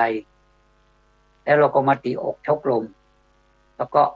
เป่าประกาศให้ตัวเองรู้ว่าต่อไปจะไม่ไปอีกแล้วต่อไปจะไม่ทำอีกแล้วทำไมมันยากจังเลยอย่างเงี้ยนะพูดกับตัวเองทำไมมันยากจังโว้ยอะไรเงี้ยนี่พูดกับตัวเองนะแล้วก็เราก็เลยกลายเป็นคนที่อินทรีย์อ่อนพลังงานก็ไม่มีเพราะเราไม่เพิ่มพลังงานเราไม่รู้จักแยกแยะเราไม่รู้จักวางในสิ่งที่ควรวางว่าวันนี้เราไปไม่สมหวังเลยแต่ก็ไม่เป็นไรมันก็เป็นครูของเรานะเขาอาจจะไม่เข้าใจเราก็ได้เราอาจจะพูดไม่ดีเขาจึงไม่เข้าใจอย่าเพิ่งไปโทษเขาว่าเขาไม่ทำตามที่เราไปแนะนำหรือว่าไม่เห็นด้วยกับเราเลยเพราะฉะนั้นเราต้องดูตัวเองเป็นอันดับแรกแล้วเราก็มาผ่าแผนเอาว่าวันนี้เราพูดอะไรไปบ้างเราย่อมรู้ดีกว่าคนอื่นใช่ไหมครับแล้วเราก็มาแก้ไขเอาวันพรุ่งนี้เราต้องไปอยู่ที่มันก็จะสิ่งที่มันเป็นรอยรั่วมันเป็นอะไรที่มันบกพร่องเราก็จะได้รับการแก้ไขอุ่นรอยรั่วให้มันดีอุดดีๆนะอย่าไปอุดแบบเกียจคร้านอุดไปอย่างนั้นแหละเขาอุดก็อุดไม่ให้พูดก็ไม่พูดจะพูดอันที่มันดีๆพอไปถึงที่แล้วรอยรั่วมันยังมีอยู่มันก็รั่วเหมือนเดิมและยิ่งทำให้เราใจอ่อนใจไม่สู้เติมพลังให้ตัวเองถ้าเราใจไม่สู้สักอย่างละวันนี้ใจไม่สู้แล้ววันพุธก็ไม่สู้วันมะรืนนี้ไม่ต้องถามปีทั้งปีก็จะไม่สู้ถึงแม้ว่างานมันจะง่ายแสนง่ายแต่เราก็บอกว่ามันยากอยู่นั่นแหละนะครับวันนี้ก็ได้อะไรดีๆมาจากผู้รู้ผู้ตื่นทั้งหลายที่ท่านพูดให้ฟังแล้วก็จำมาก็มันก็เป็นอย่างนั้นจริงๆนะครับว่าเราจะไปหวังอะไรให้มันเต็มร้อยเราจะไปคิดว่ามันสำเร็จเต็มร้อยหรือจะไปคิดว่ามันมีอุปสรรคมันผิดหวังเต็มร้อยมันก็ไม่แน่บางทีเราคิดว่าวันนี้มันคงจะไม่ดีแล้วมั้งวันเนี้ยอะไรมันก็ยุ่งไปหมดเลยเรื่องเก่ามันยังไม่ได้สะสางเลยเรื่องใหม่จะมาอีกแล้ววันนี้เราออกบ้านไปแบบว่าไม่เต็มร้อยแต่พอไปถึงที่มันแล้วเฮ้ยทำไมมันสำเร็จฮะ เคยสังเกตดูตัวเองไหมครับวันเนี้ยไปอย่างสามีภรรยากันนะเมื่อคืนนี้ก็ทะเลาะกันตื่นเช้ามาก็หน้าบูดหน้าบึ้งใส่กันอีกไม่อยากจะพูดจาแต่เพราะว่าเป็นหน้าที่วันนี้จะต้องไปทำหน้าที่ของตัวเองสามีภรรยาต้องไปด้วยกันอย่างนี้นะก็ไปทั้งบูดนั่นแหละพอดีไปถึงข้างหน้าไปถึงหน้างานกลับกลายเป็นดีหมดเลยก็มีมันบ่แน่หรอกนายครับแต่ว่าถ้าเราจะดีจากบ้านเราไปเนี่ยมันจะดีกว่าไหมเราเตรียมตัวไปเนี่ยมันจะดีกว่าไหมมันจะเพอร์เฟกต์กว่ากันไหมมันจะโอเคกว่ากันหรือเปล่าอย่างเนี้ยคิดดูนะครับถ้าเราไม่ดีกันก็อย่าวิวาทกันดีกว่าแล้วก็อยู่เฉยๆอยู่แบบไม่ใช่อยู่เฉยๆแบบเฉยเมยนะก็คืออยู่ไม่ต้องชวนทะเลาะกันแล้วล่ะก็คือพูดกันแบบธรรมดาไม่สร้างสรรค์ก็ได้แต่ว่าก็ไม่ทำลายนะก็วันนี้จะไปไหนอย่างเงี้ยก็ตกลงกันแล้วเราก็ทั้งสองก็รู้แล้ววันนี้เราจะไปไหนก็ไปแล้วก็คิดว่าเราจะไปให้มันดีๆแล้วก็อวยพรให้กันและกันนะสามีภรรยานะเคารพกันเนี่ยเมื่อก่อนนี้เขาไหว้กันด้วยนะมีการไหว้กันด้วยภรรยาก็ไหว้สามีก็ทำไมไหว้ตอบมันก็เสียมารยาทก็เลยไหว้ตอบโอบกอดกันหน่อยก็ดีเป็นการให้กำลังใจการกอดกันโอบกอดกันรูปศีรษะกันเนี่ยรูปหลังเนี่ยมันเป็นอะไรที่มันเป็นแบบเป็นยาวิเศษนะเป็นกำลังใจมากกว่าเราไปดื่มเครื่องดื่มด้วยซ้ำที่เขาโฆษณากันเปล่านะเป็นเครื่องดื่มบำรุงกำลังต้องดื่มชนิดนี้มีพลัง ผมก็คนหนึ่งแล้วผมก็ยังว่ามันไม่ใช่มั้งสิ่งที่มีพลังก็คือการโอบกอดการให้กำลังใจกันการยิ้มให้กันอย่างนี้ก็ดีกว่าไหมไม่ต้องไปเปลือง10 บาทไม่ต้องไปเปลือง20 บาทไปซื้อประเภทนี้มาดื่มมาบำรุงแท้ที่จริงแล้วมันมาทำลายไตเราจริงๆนะครูบาอาจารย์ของผมก็ล่วงไปเยอะก็เพราะไตนี่แหละนะน่าเสียดายน่าเสียใจเราไม่ทานไปเจอวิชาดีๆมาถ้าไม่งั้นเราก็แนะนำท่านคงจะฟังเราด้วยกันเพราะว่าบางทีมันไม่ถึงที่ตายนะมันยังไม่ถึงที่ตายแต่ว่าบ้านผมเรียกว่าพญาติจำตายก็คือเขาบังคับให้ตายพญาติก็คือการเจ็บไข้ได้ป่วยทั้งที่มันไม่น่าจะเป็นไปได้เลยเนี่ย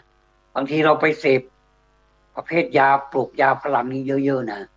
แทนที่มันจะเป็นประโยชน์ต่อเรานะใช่เวลาดื่มเข้าไปเนี่ยมันสดชื่นจริงๆเนาะสดชื่นมันยืนอยู่บนเนินเขาแต่ว่าเวลามันจะทำร้ายเรานะมันไม่ได้ปราณีเราเลยนะไปถามเจ้าของเขาก็บอกนั่นก็เป็นของซื้อของขายนี่จะไปรู้อะไรกับคุณแล้วคุณเสพเกินไปหรือเปล่าอะไรเงี้ยนะก็มาตกที่เราหมดเลยนะตกลงว่าโทษที่เราหมดเลยนะอย่าไปโทษเขาเป็นคนขายเขาต้องการกำไรไม่รู้มันอะไรจะเกิดขึ้นนี่มันเขาไม่รู้ล่ะเป็นธุรกิจของเขาเป็นอาชีพของเขาเราต่างหากที่ต้องดูแลตัวเรานะครับผมจะบอกคำหนึ่งว่าอะไรก็ตามที่มันเป็นโทษต่อเรารู้เราดูแล้วเราเห็นด้วยตาของเราฟังด้วยหูของเราฟังให้มันถึงหูดูให้มันถึงตาจริงๆแล้วเรามาพิจารณาให้มันถึงใจจริงๆนะครับแล้วเราก็จะทราบว่ามันเป็นผลบวกเป็นผลลบเป็นอะไรกับเราเป็นอันตรายหรือเป็นคุณเป็นประโยชน์เป็นโทษต่อเราอย่างไรเนี่ยไปพิจารณาดูอันนี้ผมไม่วิจารณ์แล้วนะเดี๋ยวจะหาว่าไปก้าวก่ายคนอื่นเขาทำธุรกิจของเขาแล้วทำไมคุณไม่พูดถึงเขาอันนี้ต้องอยู่ที่เราเลยนะครับวันนี้พูดไปพูดมา9:59 นาทีต้องขอจบเพียงเท่านี้ก่อนขอบพระคุณมากนะครับสวัสดีครับ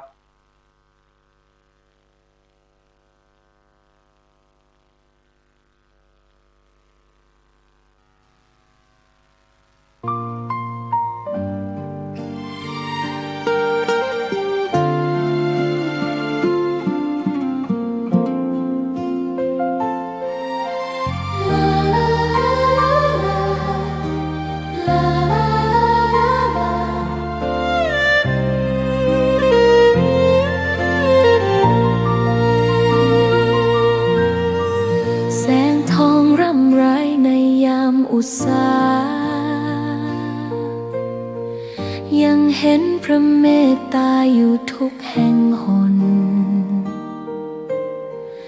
น้ำพระทัยฉโลมใจคนทั่วพื้นแผ่นดินยังอบอุ่นรอยยิ้มพระพักตร์ยังส่องแสงในดวงใจไทยไม่ลืมเสียงสายลมแผ่วเบาเหมือนเอ่ยคำปลอบว่าพระองค์ยังอยู่ใกล้ขอกราบแทบบาทด้วยรักนิรันดร์น้ำตาหลั่งพลันจากใจคนไทยแม้เสด็จสู่ฟ้าไกลแต่พระหฤทัยอยู่ในแผ่นดินนี้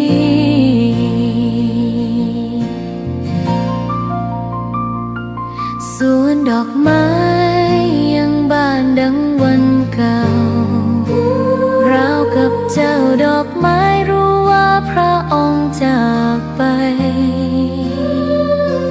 แต่กลิ่นหอมยังพัดผ่านใจให้ระลึกถึงพระเมตตาแผ่นดินนี้ยังส่องสว่างด้วยพระคุณอันยิ่งใหญ่ขอเดินตามรอยเท้าแห่งพระแม่ไปด้วยศรัทธาไม่เสื่อมคลายขอกราบแทบบาทด้วยรักนิรันดร์น้ำตาหลั่งพลันจากใจคนไทยแม้เสด็จสู่ฟ้าไกลแต่พระหฤทัยอยู่ในแผ่นดินนี้ดวงใจไทยทุกดวงขอพักดีขอถวายรักนี้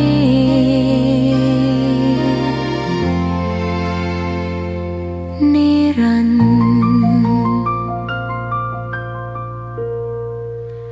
แด่พระพันปีหลวง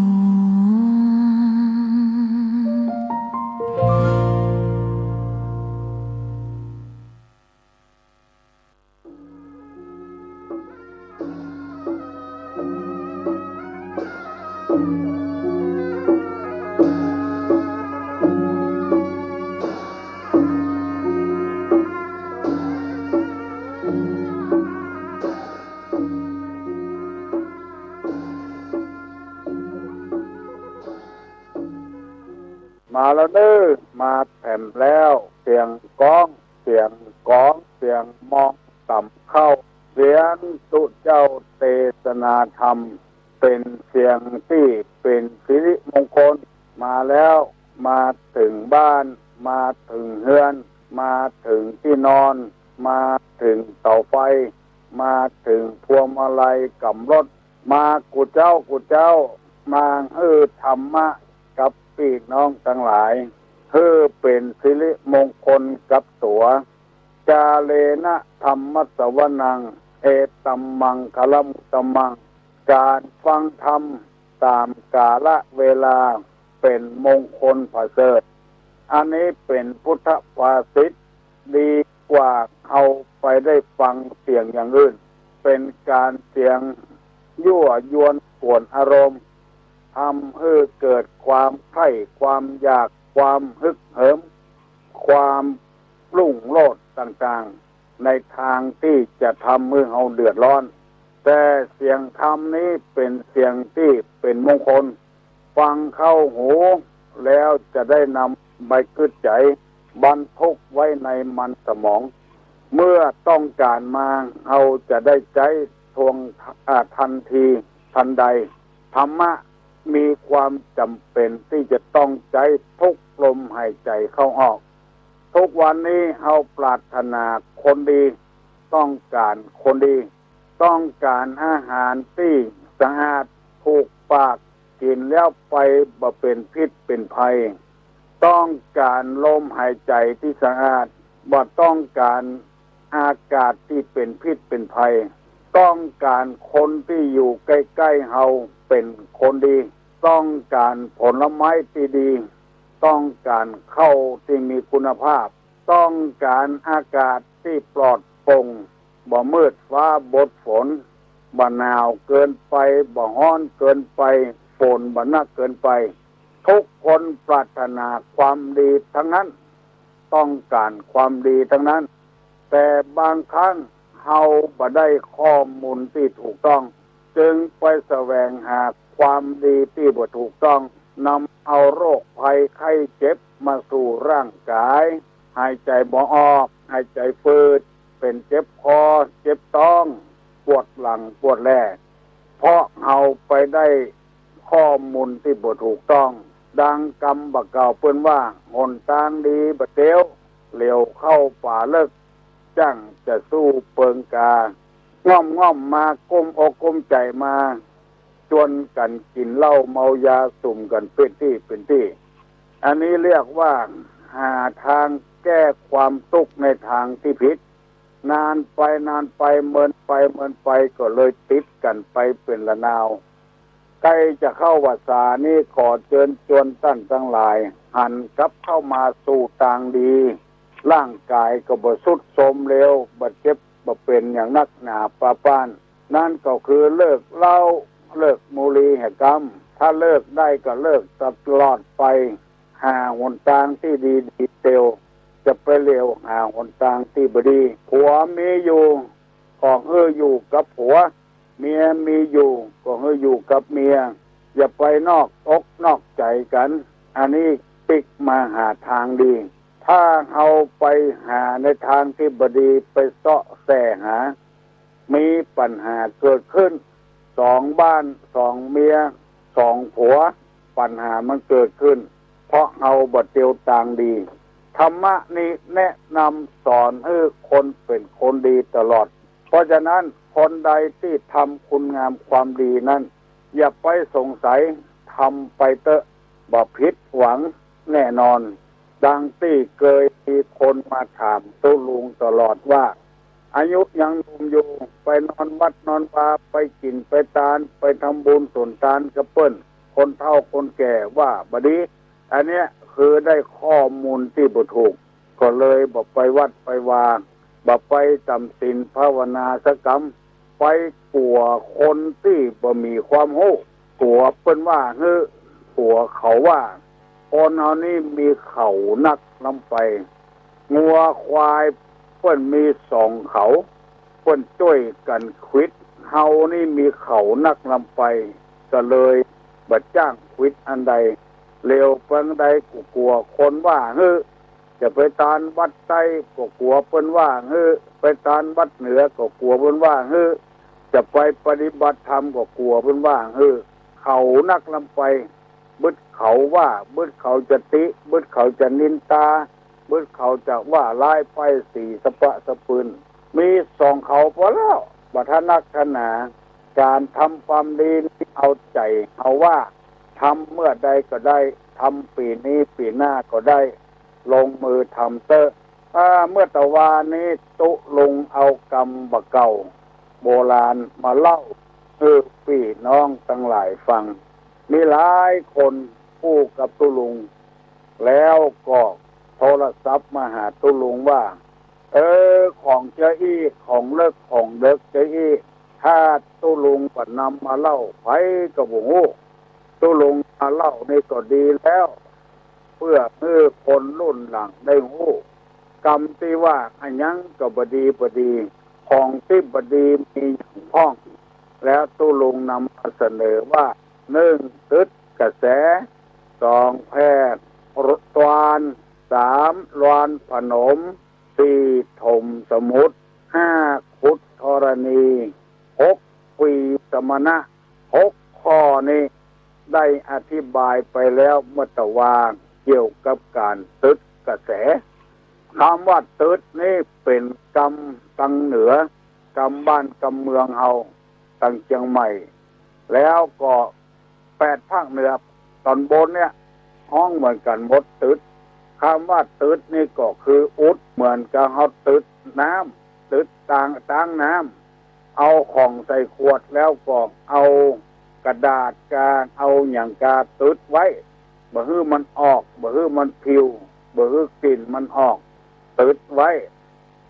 คำว่ากระแสนี่ก็คือหนทางหรือทางแม่น้ำตึดกระแสนี่หมายความว่าอึดเอาน้ำมาไว้เป็นของตัวเนี่ยหมดบ่เอาไปไหลไปที่อื่นตึดหนทางเปิ้นเกยเตียวแล้วบ่ฮื้อเปิ้นเตียวบ่ฮื้อเปิ้นเดินอันเนี้ยคือตัวที่บดีเป็นที่คึดเปิ้นจะเดินทางไปหั่นแล้วไปตึดเปิ้นเหียไปตักเปิ้นเหียบ่ได้ไปสกรรมหมู่นี้เป็นต้นคนเฮาก็เลยมีเขานักล้ำไปบางสิ่งบางอย่างจะทำมาอย่างทำลงไปเตอะตัดสินไปเตอะของที่เฮาทำนั้นมันบ่เดือดร้อนตนเองมันบ่เดือดร้อนคนอื่นอันใดที่มันเดือดร้อนตัวเองเดือดร้อนคนอื่นนั้นก็พยายามหลีกเลี่ยงจะไปตึดปล่อยไปตามวิถีชีวิตของตัวเองอันใดที่มันบ่ดีก็ควรจะตึดอันใดที่มันดีจะบ่ควรจะตึดสร้างกุศลสร้างคุณงามความดีไว้เถอะจะกินจะทานอะไรอย่างก็ตามทำไปเถอะจะไปคิดว่าปัวเขาว่ามันมีเขานักลำไปและทำอย่างหนึ่งคนต่ำบ้านต่ำจองต่ำบ้านต่ำเมืองเอาก็พอประมาณอย่างน้อยหุผิดหุถูกหุบ่ถูกหุเพราะว่าคือกันคนเอาก็เลยเยอะๆย่องบ่กล้ากระทำกันพอเปิ้นจะทำนั่นก็ไปตึดหนทางเปิ้นจะสร้างความเจริญแก่ส่วนรวมแก่ประเทศชาติบ้านเมืองแต่ตัวเองกัวเดือดร้อนก็พากันโวยวายขึ้นอันนี้ก็ไปตึดคุณงามความดีของเปิ้นตัวบัดเนี้ยแล้วเปิ้นจะเนี้ยต่อไปว่าเปิ้นเอาละไว้มันเสียสาระเสียประโยชน์เป็นต้นว่าถนนหนทางกลางเปิ้นจะตัดผ่านไปมาสะดวกกับคนส่วนรวมเจ็บเป็นเย็นอุ่นไปโรงยาง่ายจะไปวัดไปวาก็ไปง่ายตัวบ่ทำละเปิ้นทำไปขวางทางเจริญเปิ้นบ้านเมืองจะล่มจะจมกับตึดกระแสเนี่ยตึดหนทางเนี่ยพอออกไม่ออกของหมู่เฮาเข้าใจกันดีๆแล้วเร่งทำคุณความงามความดีให้เว้ยๆประเดี๋ยวนี้คนดีอยู่ที่ไหนส่วนมากไปเข้าใจว่าคนรวยมั่งมีสีสุขเป็นคนดีคนมีกำหูจบปริญญาตรีโทเอกเป็นด็อกเตอร์เป็นผู้ดีเฮาไปสถาปนาคนเหล่านี้ว่าเป็นคนดีเฮาบ่ได้ไปถึงเก้าถึงห้าถึงที่ถึงตางมันให้ก่อนเฮาก็เมาว่าเป็นคนดีบางคนทำดีโดยที่ไผ่บ่ฮู้บ่หารก็ไปเมาเอาเปิ้นว่าเป็นคนบ่ดีหมู่นี้เป็นต้นเพราะฉะนั้นหนทางที่เฮาจะแก้ไขนั้นอย่าไปตึดหนทางไผอย่าไปตึดกระแสแม่น้ำไผจะเฮียนอย่างปอเปิ้นเฮียนตามความรู้ความสามารถของเปิ้นไผจะคิดล่ำสร้างให้อย่างลูกไผจะเฮียนให้อย่างที่ไหนปล่อยเปิ้นเฮียนจะไปตึดเปิ้นบางเตื้อก็ได้ยินเอาไปเรียนวิชาชีพเนี่ยปันได้กินแทนที่มันจะเจริญยิ่งกว่านั้นไปสอนให้เปิ้นเรียนวิชาชีพซ่อมรถเครื่องกาซ่อมคอมพิวเตอร์กาอย่างมื้อนี้เป็นต้นเปิ้นจะได้เป็นเจ้าขุนมูลนายไปเกิดไปเกิ่งความดีของเปิ้นเนี่ยก็เลยบ่ได้ห้ามได้เรียนวิชานั้นสกรรมบางทีก็บ่ถูกตามอาชีพของตัวเองเปิ้นจะประกอบการค้าการขายบางทีก็กลัว เปิ้นเหลือกดตัวเองก็ไปตึดไปเกิดไปเกิงเปิ้นเนี่ยอันนี้เปิ้นว่าคึดใหญ่ไผจะทำอันอย่างที่ไหนไปที่ไหนมาที่ไหนก็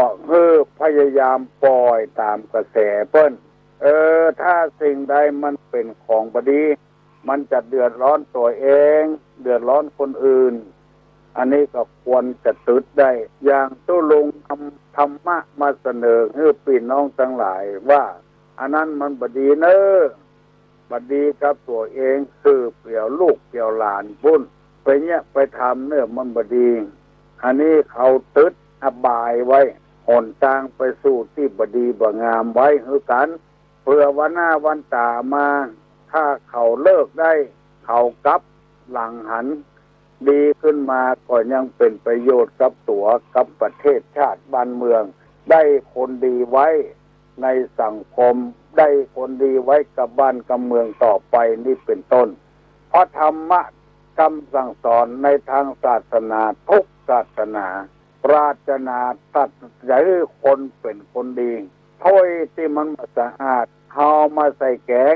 มันก็อาจจะเป็นพิษเป็นภัยกับท้องกับไส้ต้องล้างต้องเช็ดมันเรียบร้อยสะอาดสะอ้านพักไม้ใส่เกลือที่จะเอาใส่หม้อแกงไม่ใช่ว่านับได้หมวดมาติกจากวักเวกเข้าใส่ไม่ใช่ต้องใส่อันใดมันบดีกินก็เอาออกไว้อันใดดีกินก็เอาใส่หม้อแกงเป็นชิ้นเป็นปาต้องล้างให้มันสะอาดอันนี้คือหมายความว่าเอาแนะนำให้กันดีไม่ใช่ว่าตึดคุณงามความดีให้กันเพราะสิ่งที่เราทำไปนั้นมันบดีเดือดร้อนกับพ่อกับแม่ด่าพ่อด่าแม่ด่าครูบาอาจารย์ด่ารัฐบาลหมดเนี้ยเฮาคิดใจเฮาพ้องว่าเฮาทำประโยชน์อะไรอย่างแก่ประเทศชาติบ้านเมืองพ้องถึงวันนี้รัฐบาลทำมาอย่างพ้องกับประเทศชาติบ้านเมืองถึงวันนี้เฮากับรัฐบาลคนละเรื่องเลยบางคนนี่บักคิดใจแหกก่อนด่าพระด่าภายไปเลยรัฐบาลมันมีกี่กระทรวงแต่ละกระทรวงนี้เป็นกระทรวงที่นักหนาปาป้านกระทรวงวัฒนธรรมกระทรวงศาสนากระทรวงวิทยาศาสตร์กระทรวงอุตสาหกรรมกระทรวงกลาโหมมันมีนักแต่ละคนก็มีตั้งจิตตั้งใจกันบางทีเฮาก็กู้ออกไปแล้วบ่สร้างสรรค์ไปกดไปเกิดไปเกิ้งคุณงามความดีของเปิ้นไปขัดไปแย้งคนที่ฟังแล้วฟังบ่ถูกก็เลยเข้าใจตามที่เฮาว่าไปตามนั้นเพราะฉะนั้นเฮาต้องสร้างสรรค์บ้านจองบ้านเมืองของเฮาเจริญคนได้เข้าวัดเข้าวาคนได้เคารพนับถือกฎหมายบ้านกฎหมายเมืองถึงวันนี้คนหันแก่ตัวมันนักล้ำไปจะเอาเหี่ยคนเดียวฟังไผ่ซื้อหวยต้องการรางวัลที่1คนเดียวหมดจะเอาเข้าตัวเองถูกแล้วเป็น10 ล้าน20 ล้านแล้วงวดหน้ายังซื้อแถมอยู่เฮาบ่กึดหาเมื่อเฮาบ่มีเมื่อเฮามีแล้วควรจะย่างพ้องคนอื่นผูกพ้องข้างเขาในอกในใจในบ้านในจองของเฮาอย่าหมดเฮาจะสังเกตง่ายๆตู้ลงเคยสังเกตเพื่อมีการในงานอย่างแจกเครื่องรางของขลังของดีว่าอันเถอะมีการมีงานอย่างเปิ้นมาเฮาก็ต้อนรับเปิ้นการผ้าป่ากฐานกฐินการเปลี่ยนการอย่างหมู่นี้มาเป็นหมู่ก็เลยต้อนรับเรื่องของเจ็บมาพอว่าอันนี้ว่านี่ของนี้ยังว่าแถมอยู่ทั้งที่ตัวบ่พอตัวเก่าว่าตัวดีกาบดีกาบ่ได้พอต้องการของดีๆจะคืนเงินใหม่ก็หาวันดีๆอยู่ต่อไปแล้วจะได้ร่ำได้รวยโดยวิธีการร่ำการรวยของตัวเองนั้นได้มาวิธีใดบ่คิดจะได้ฟุกอย่างเดียวอันนี้เป็นนิสัยของปุถุชนเอาธรรมดาในพุทธภาษิตบ่ได้บอกว่าอย่างอันอยู่บ่ได้จะร่ำจะรวยผ พุทธภาษิตบอกว่าวิริเยนะทุกขมัจเจติคนล่วงทุกข์ไปได้เพราะความเพียรแล้วก็เงี้ยเวียกเงี้ยการเพราะความเพียรจะร่ำจะรวยเพราะเงี้ยเวียกเงี้ยการคนเอาประเดียวจะเอาง่ายเกินไปเพราะฉะนั้นพี่ป้านาอาลูกเต้าหลานเลนวงศาคณะญาติทั้งหลายการที่จะโรยที่มันผิดธรรมชาติมันบันนับมีถ้าจะร่ำรวยมีเงินมีทอง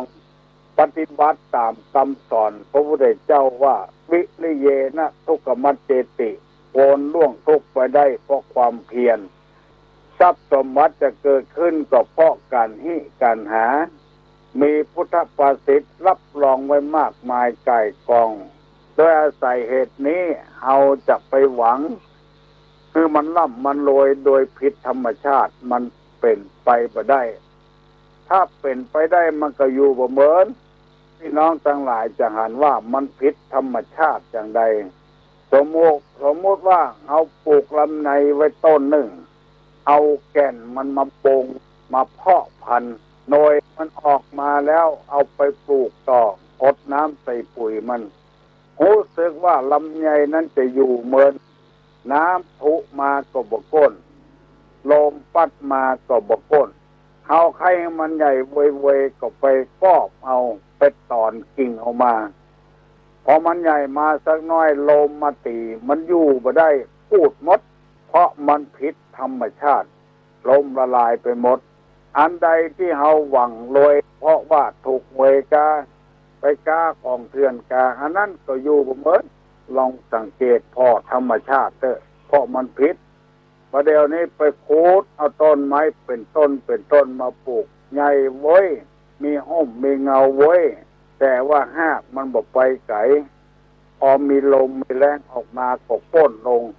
เพราะว่าไปขุดเอาต้นใหญ่มาปลูกแถมที่นึงมันเวยมันตันใจมันผิดธรรมชาติพระพุทธศาสนานี้เป็นศาสนาที่ธรรมชาติ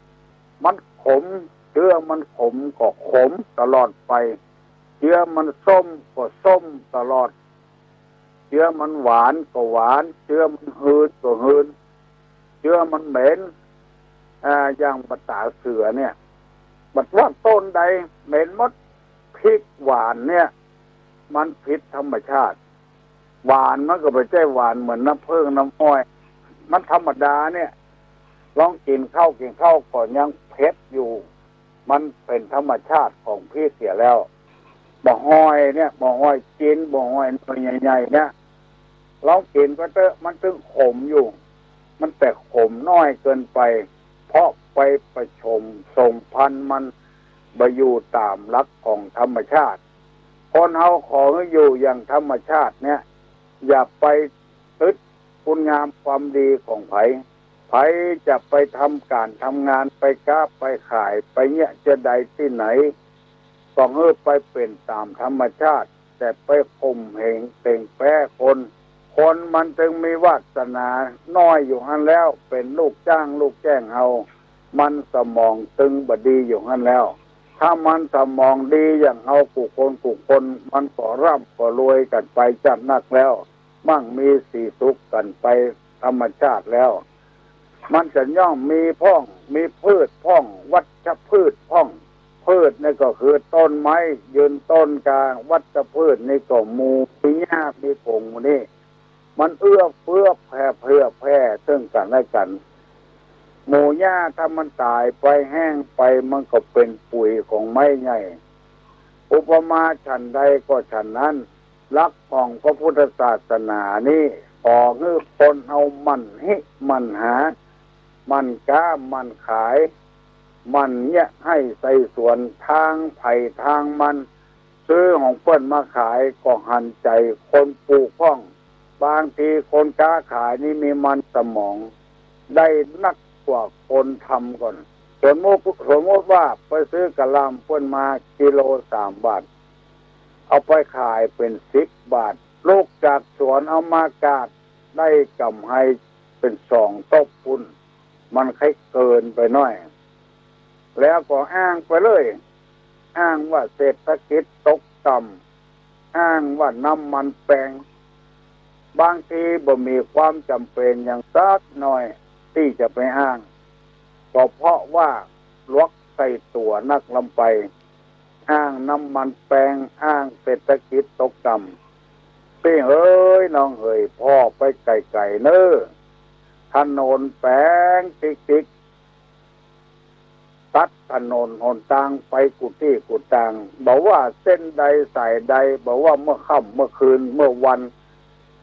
รถเต็มถนนรถเครื่องการรถยนต์การเต็มถนนหลีกเลี่ยงแปลงใดก็ไปไม่ได้จะไปว่าเศรษฐกิจตกต่ำจะได้ไผทำให้เศรษฐกิจตกต่ำเฮาจังว่าไปเลยไปทางใดก็มีการลดกลางมีการมีงานหยังก็มีการลดกลางบัดเดียวนี้มีงานปล่อยงานรามมาอย่างก็ต้องหาที่จอดรถก่อนถ้าบ่มีที่จอดรถเลยจัดยากมีศพมีซากก็ต้องเอาไปวัดไปวาปนก่อนเพราะวัดกับโรงเรียนใกล้กันเอารถไปไว้โรงเรียนคุณตะก้อนเปิ้นบ่เดือดร้อนเชื่อบ่เดียวเปิ้นเศรษฐกิจเปิ้นดีของเปิ้นแล้วก็บักกินง่ายใจโอยอย่างเฮาอย่างเปิ้นเฮานี่เอาสะปะสะปืนมีคนมาอู้หุตุลงฟังว่าฝรั่งเนี่ยปัวคนไทยกินนักนำไปแกงเป็น2 ถ้วย3 ถ้วยมีปอยมีลามลองสังเกตในวัดในวาจนพอล้นโต๊ะเอาซุกเข้าปืนโต๊ะก็มีมันนักลำไปฝรั่งเพิ่นกินอย่าง2 อย่างเนี่ยกินอันที่มีสาระมีประโยชน์นับเพิ่นถึงกลัวคนไทยบ้านเมืองเพิ่นเจริญเศรษฐกิจเพิ่นดีก็เพราะว่าเพิ่นบ่สะโละสะละอย่างเฮาแกงอ่อมก็มีจินดาบก็มีน้ำพริกกำปิน้ำพริกน้ำพริกอ่องน้ำพริกฝาเต็มโต๊ะเต็มตังเนี่ยเอาไปเดือดว่าเศรษฐกิจบ่ดีเพราะคนไทยของเฮามันกินนักล้ำไปถึงวันนี่มันจะมีสัก 50% นั่นเองที่คนนึ่งเข้าที่หุงเข้ากินคนเดียวส่วนมากนั้นจะนึ่งขายหุงขายเนี่ยกินขายส่วนมากนะคนเฮาบ่ค่อยมีมื้อนึงให้เข้าแล้วบัดเนี้ยอย่างแล้วอาศัยเงินอาศัยทองเป็นพมอกพหมานอันเนี้ยพอออกไม่ออกไปจะไปนับได้นับว่าเฮือเปิ้นไปทางใดก็มีก็วิทยุมีก็โทรทัศน์โทรศัพท์ละอ่อนตัวเต้าหยังฮู้ก็มีโทรศัพท์มือถือขึ้นร่องมันเป็นตาไผเฮาจะไปโยนให้รัฐบาลนั้นยังบ่ถูกต้องเตื้อแปลงถนนสร้างไปเตียวป๊อบก็มีติดเตียวทางใดก็เป็นรถเป็นรางอย่าประตกประเสื่องจอดขายตำหิมถนนหนทางรถมือสองเหมือนเพิ่นขายผักขายไม้เขาไปซื้อผักกาดก็ไปซื้อรถเครื่องเก่ากับรถยนต์เก่านี่ซื้อผักกาดนี่ยังยากเหลือซื้อรถเก่าขายตามข้างบ้านข้างจองหมู่นี้เป็นต้นอันเนี้ยนำมาเสนอเมื่อพี่น้องทั้งหลายทางไผ่ทางมันวันนี้ได้นำมาเรื่องตึกกระแสนำเรื่องตึกกระแสมาเล่าให้พี่น้องทั้งหลายฟังเนี่ยก่อนแล้วก็แพร่ตอนลอนพนมเอาไว้วันหลังบัดเดี๋ยวนี้มัน6 โมงถึงฝ่ายจัดนักละไปยังบ่ลูกเดี๋ยวลูกฮัลโหล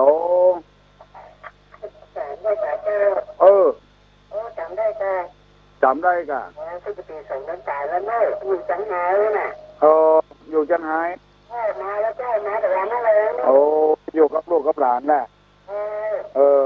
เป็นมาเกิดมาจากนี้ใจดีเหมือนเป็นหวังใจสบายใจอยู่ขึ้นอะไรหาคะอะไรหาตัวลุงหาเสียงมันม่วนเนาะเปิ้นบัดไทยแท้มันไก่เนาะ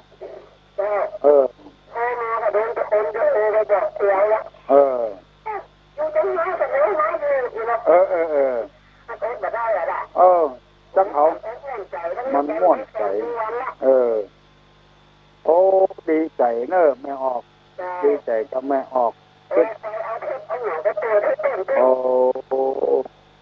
เปิ้นฟังรู้เรื่องก่อคนเมืองเนาะโอ้บ่บ้านอย่างฮะโอ้ปะกอดำปะกออย่างมันเนี่ยเนาะตอนนั้นตะกอนตู้ลุงกับไปเตะลงฮันเนี่ยว่านะฮะอ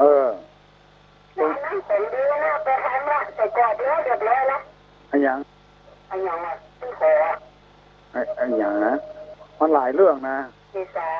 ฮะอ๋อใส่กรอบละอ๋อเกษาตุลุงอ่ะโอ้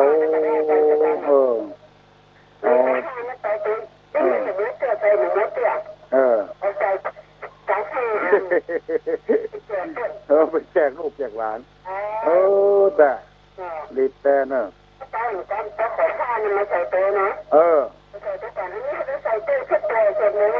เจ้าพุทธาพิเศษเรียบร้อยละบุญรักษาเนอะแม่เนอะครับเอาไปอยู่เชียงไฮ้ก็ยังคือตึงหัดตุลุงอยู่ลูกเนอะฝ่ายแล้วให้จังหวัดมาตุลุงสั่งสอนเรื่องทำบุญทำทานกันเนาะถามว่าถ้าเอาไปเข้าพรรษาวัดถ้าไปเอาของบ้านมันจะเป็นยังก็เจ้าถ้าเป็นคนบ้านนี่บ่เป็นอย่างเนอะเขามันคือบ้านมี2 วัดนะเจ้าเนาะแล้วก็ว่าจะไปเข้าพรรษาของวัดหนึ่งมันดูมันจะได้ไปออกวัดพุทธกายน่ะที่ตุลุงว่าน่ะเขานักลำไปบ่เป็นนะเรือล่มในหนองทองจะไปไหนวัดนะใครตุลุงมันสอนมันแบบบุญของพ่อของแม่เจ้าลูกจะไปโรงเรียนกับแล้วแกสั่งเจ้าแต่ว่าใครปลูกฝังใจละอ่อนนะเจ้าตุลุงเรื่องบุญคุณพ่อแม่สั่งสอนอบรมเลี้ยงดูมันนะเจ้านะเจ้าบ่เหมือนก็จะออกละ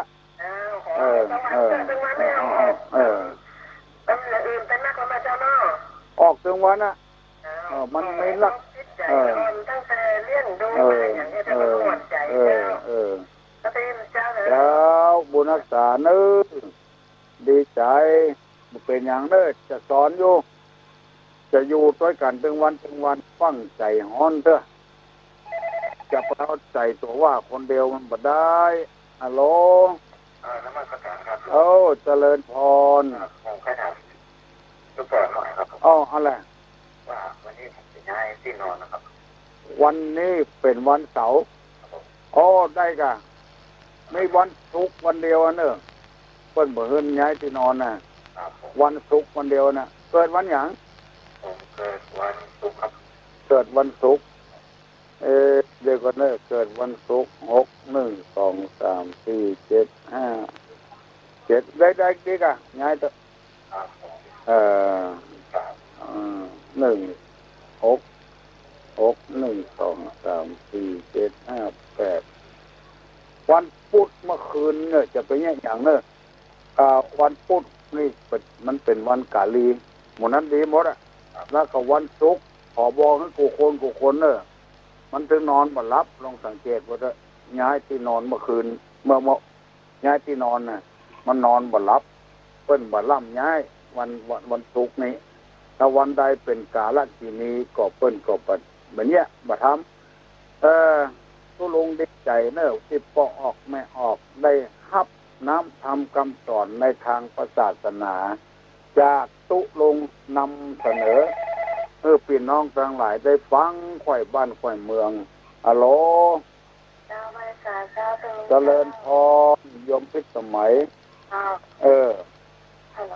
เสียงชัดแจ๋วดีเหรอเสียงชัดเจนดีฟังแต่90เป็น5ปฏิฟัง96เสียงตะโกนเหมือนว่าเต้าของเขาตุลุงเสียงตะโกนเหมือนว่าเต้าของเขามันโทรศัพท์ไปหามันบอกสดของเฮานี่สดเลย จะเอวงับประเดี๋ยวนี้มีอย่างพ้องวันนี้ทาประชาเขาก็ในดินกินได้ซุกในไม้กินลำอะไรอย่างซุกในดินกินได้ในไม้กินลำอะไรอย่างถามมาอ่อนเนาะน้องป้าน้องอาตื่นหรือยังหรือเนาะตื่นแล้วละอ่อนเขาเก่งเขาประชาซุกในดินกินได้ซุกในไม้กินลำอะไรอย่างไปตอบได้ตอบมาลูกน้องป๊อบน้องอามน้องมิ้นน้องพิมน้องฮัลโหลปัดแกเจ้านั่นการก่อนข้าเจ้าก็โดนหลอกล่อเลยนำหึงปอบแม่เจ้าแต่ว่าได้ยินตัวลุงว่าโดนนำหึงปอบดิ้นว่าตัวลุงก็โดนละโดนมุกข่อยบ้านข่อยเมืองเหรอว่ามา4 ขวดแล้วขายอยู่อันจะขวด100 ซาว4 ขวดเนี่ย240เอาล้าน480เอาขึ้นหือเป็นของปลอมไม่เหรอพร้อมแม่นของปลอมไปเหรอนั้นเถอะจะมันเถอะเนาะทอดพ่อป่าไปเหรอเนาะอย่างอี้น่าเขาลูกวังไห้มาอีกคนวังไห้อีกเขาลูกปั่นวังไห้มาอีกวังไห้กับปูเนี่ยเป็นว่ามาหลอกลวงกันเป็นว่าพึ่งไอ้ยังน่ะน้ำอ้อยไอ้ยังน่ะภาษาปะกินมันประเมินน้ำพึ่งเลยเหมือนกับตุ่มเว้นนะมันหอมเหมือนน้ำผึ้งได้ปัญหาตัวลุงหน่อยไหมเอากันใหญ่ต่อขาหมุนมามีตาหลอบโตอย่างได้คนอื่นก็ได้น้องใหญ่เต่าขาหมุนไปหมุนมามีตาหลอบโตคนอื่นตายเนาะใครก็ได้ลูกลูกต่อไปแล้วหมุนไปหมุนมามีตาหลอบโตนี่เดี๋ยวบางมีสมัยแต่ก้อนเนี่ยโตเต่าขามันก็จะเป็นไส้ไส้อย่างไส้บังไส้อย่างเนี่ยมันตามันหลอบโตมันใหญ่เต่าขาเนี่ยไส้หมูกาไส้บังนี่กามันเป็นตาเป็นทุกเปงมันใจมันใจมันถูกเจ้าสมัยแต่ก่อนจะอุ่นว่าบักวัดสิบักกับใช่แล้วแม่ก็เจ้าแมนอันนั้นก็แมนอยู่ใจก็แมนอยู่ตามันแหวกโตบักวัดมันเป็นตาบักวัดถามเดียวได้แผมใดล่ะมันมีควักใช่เป็นอย่างนั้นมันมีบักวัดหมุนไส้เป็นแบบหมุนเจ้าไส้หมุนเนาะไส้มันก็หมุนอยู่นะบักวัดเป็นหมุนตั้งใจนะคะไวสาตัวอีนะเจ้าพ่อมือตุลุงถูกสักกรรม2 กรรมรูไส้มันก็ตาหัวตาแหวกโตฮัลโหลสวัสดีเจ้าน้องอย่างฮะน้องเจ้าน้องอย่างก็น้องบิวน้องบิวเจ้าตอบปัญหาพี่สมัยเนาะพี่สมัยข้าวหลามเจ้าข้าวหลามครับอย่างข้าวหลามครับข้าวมิ่งซุกในดินกินได้ข้าวมิ่งกับข้าวหลามเอาอย่างอื่นมาได้ละซุกในดินเอาอย่างก็ได้ลงเอามันแก้วก็ได้ลงซุกในดินถ้าจะโทรกันเนาะน้องบิวสวัสดีเจ้ากินข้าวงายล่ะกินแล้วยังไงน่าจะวันนี้วันเสาร์เนาะโรงเรียนปิดไปวัดเนอะวันพุธวันเฮนะไปใส่บาตรตัวไม่อุ้ยโชคดีนะน้องเนอะอยู่ดีมีสุขนะลูกเนอะปันใหญ่ปันสูงโอกรรมโช สุกในดินกินได้สุกเขามีนสุกในไม้กินลำสุกเขาหลามสบายอกสบายใจปากันตื่นกันกระทบกระเสียงบัดเดี๋ยวนี้ที่โรงเรียนกาดเอาเปิ้นฮับเอาไปแล้วเนอะถึงหลานนาดถึงสะล้อโอ้เปิ้นมากันถึงกรรมการถึงครูบาอาจารย์พ่อหลวงก็มาผอ.ก็มาเปิ้นดีอกดีใจตัวเนอะฮัลโหลโอ้เจริญพรจ้าไปกับเจ้าเจริญจ้าเจ้าจะถามว่าถามหยังเวลาเขาไปเข้าต่ำพระจ้าเนี่ยแล้วก็เจ้าเอาไปสวดโดยตึงเจ้าตึงเย็นเนี่ยแล้วมันดีกว่าโอ้ดีกันสวดมนต์นี่มันแบบแจ้งกำแจ้งกำด่าลูกแม่เอ้ยไปเตอะไปสวดโดยตัวเจ้ามันเถอะแล้วแต่มันมีคนว่านะลูกหลานว่ามันมีอย่างสักอย่างว่าไปสวดกระเปิดมันมีซ้ำหายกะยิ่งบ่มีอย่างนั้นบัดสวดซ้ำหายกะไปสวดแล้วเพิ่นเตอะเข้ากรรมไปเหี่ยวพระเจ้าเอาเป็นกรรมดีร้อนก็เดี๋ยวจะถามอย่างตั้มว่าบ้านเฮามีการมีงานเนี่ยแต่ตุ๊เจ้าแล้วเขามีปิ่น5ปิ่น6ก็เป็นบริโภคก็บริโภควัดอื่นมาทอดอย่างค่ะมันต้องมีหันอย่างเอาปูกันนะต้องมีอย่างมีดนะกะ4-5เทียนเอาใจเทียนเดียวเกลือบ้านเราก็มีพริกก็มีมาเอาไปซื้อมาแถมอันนั้นหูคนเดียวเด้อเนอะหูคนเดียวแต่คิดว่าถ้าสมมติว่าบ้านหลังนั้นมันตายไปแล้วไปที่นู้นจะว่าจะแบบจะหักใครดีก็คิดกันเนี่ยตุเจ้ากบจะว่าไปว่ามาในกล่องบ่มีเมตตาเนอะไปเถอะมันตายก็ไปเถอะมันบัดตายตู้ลุงชอบนะคนอย่างนี้นะมีครัวอย่างไปตานวัดหนึ่งแล้วก็ไปยืมครัววัดเฮานี่นะเอาตึงโขนฮื้อเตี้ยมีเมตตาธรรมกับเปิ้นเนี่ยเปิ้นเข้าใจผิดมันชอบแกงตึงขันโตกมันชอบถ้วยใดมันก็กินถ้วยนั้นตามใจมันเถอะบ่ทว่าอย่างกันแล้วก็เวลาไปวัดเนี่ยนุ่งขาวท่องกับว่าจะเล่นไปอย่างนั้นอย่างนี้ทุกอย่างนี่ว่าไปฟังคำเขานะจะไปมีเขานักนะมีเขา2 อันปอละหมู่นั้นมันเขานะเป็นคนบดีเขานะสลับเปา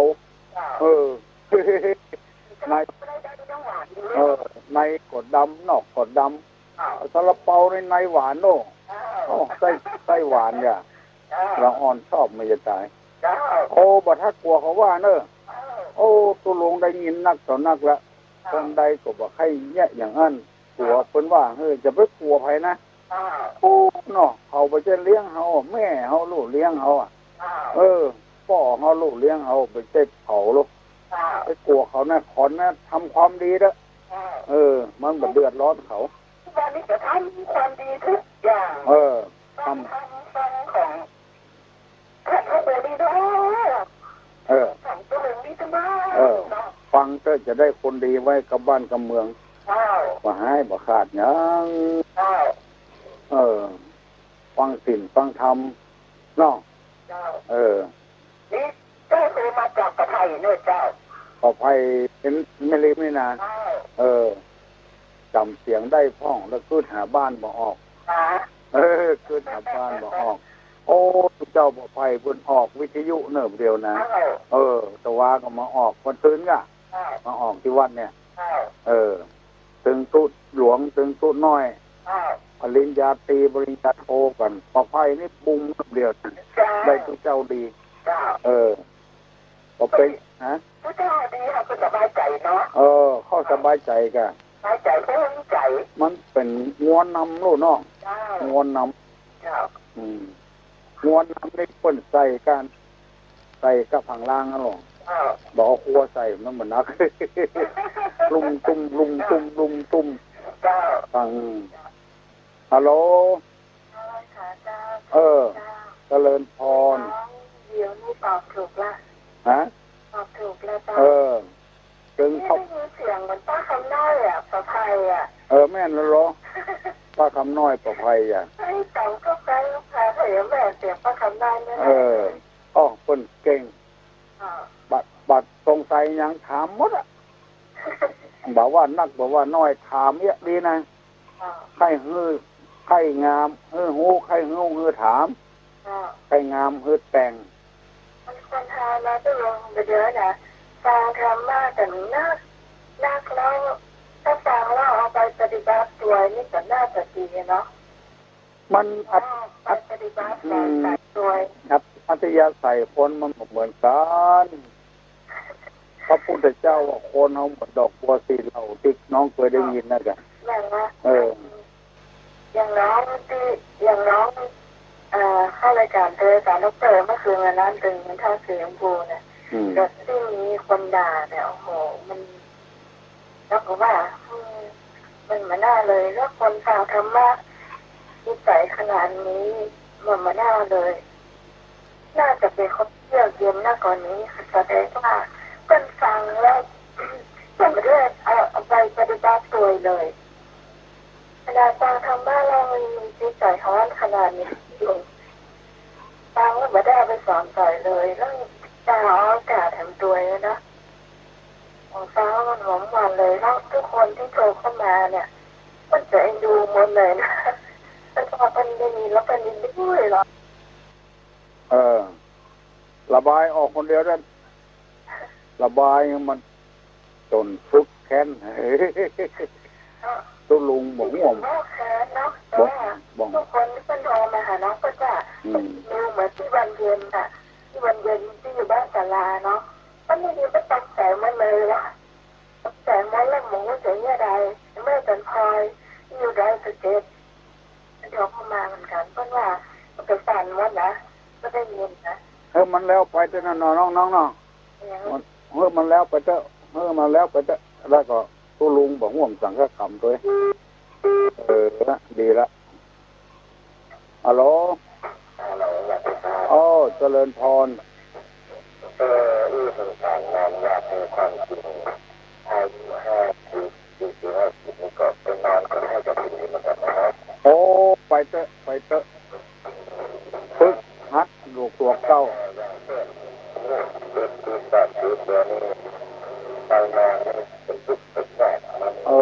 น่าจะ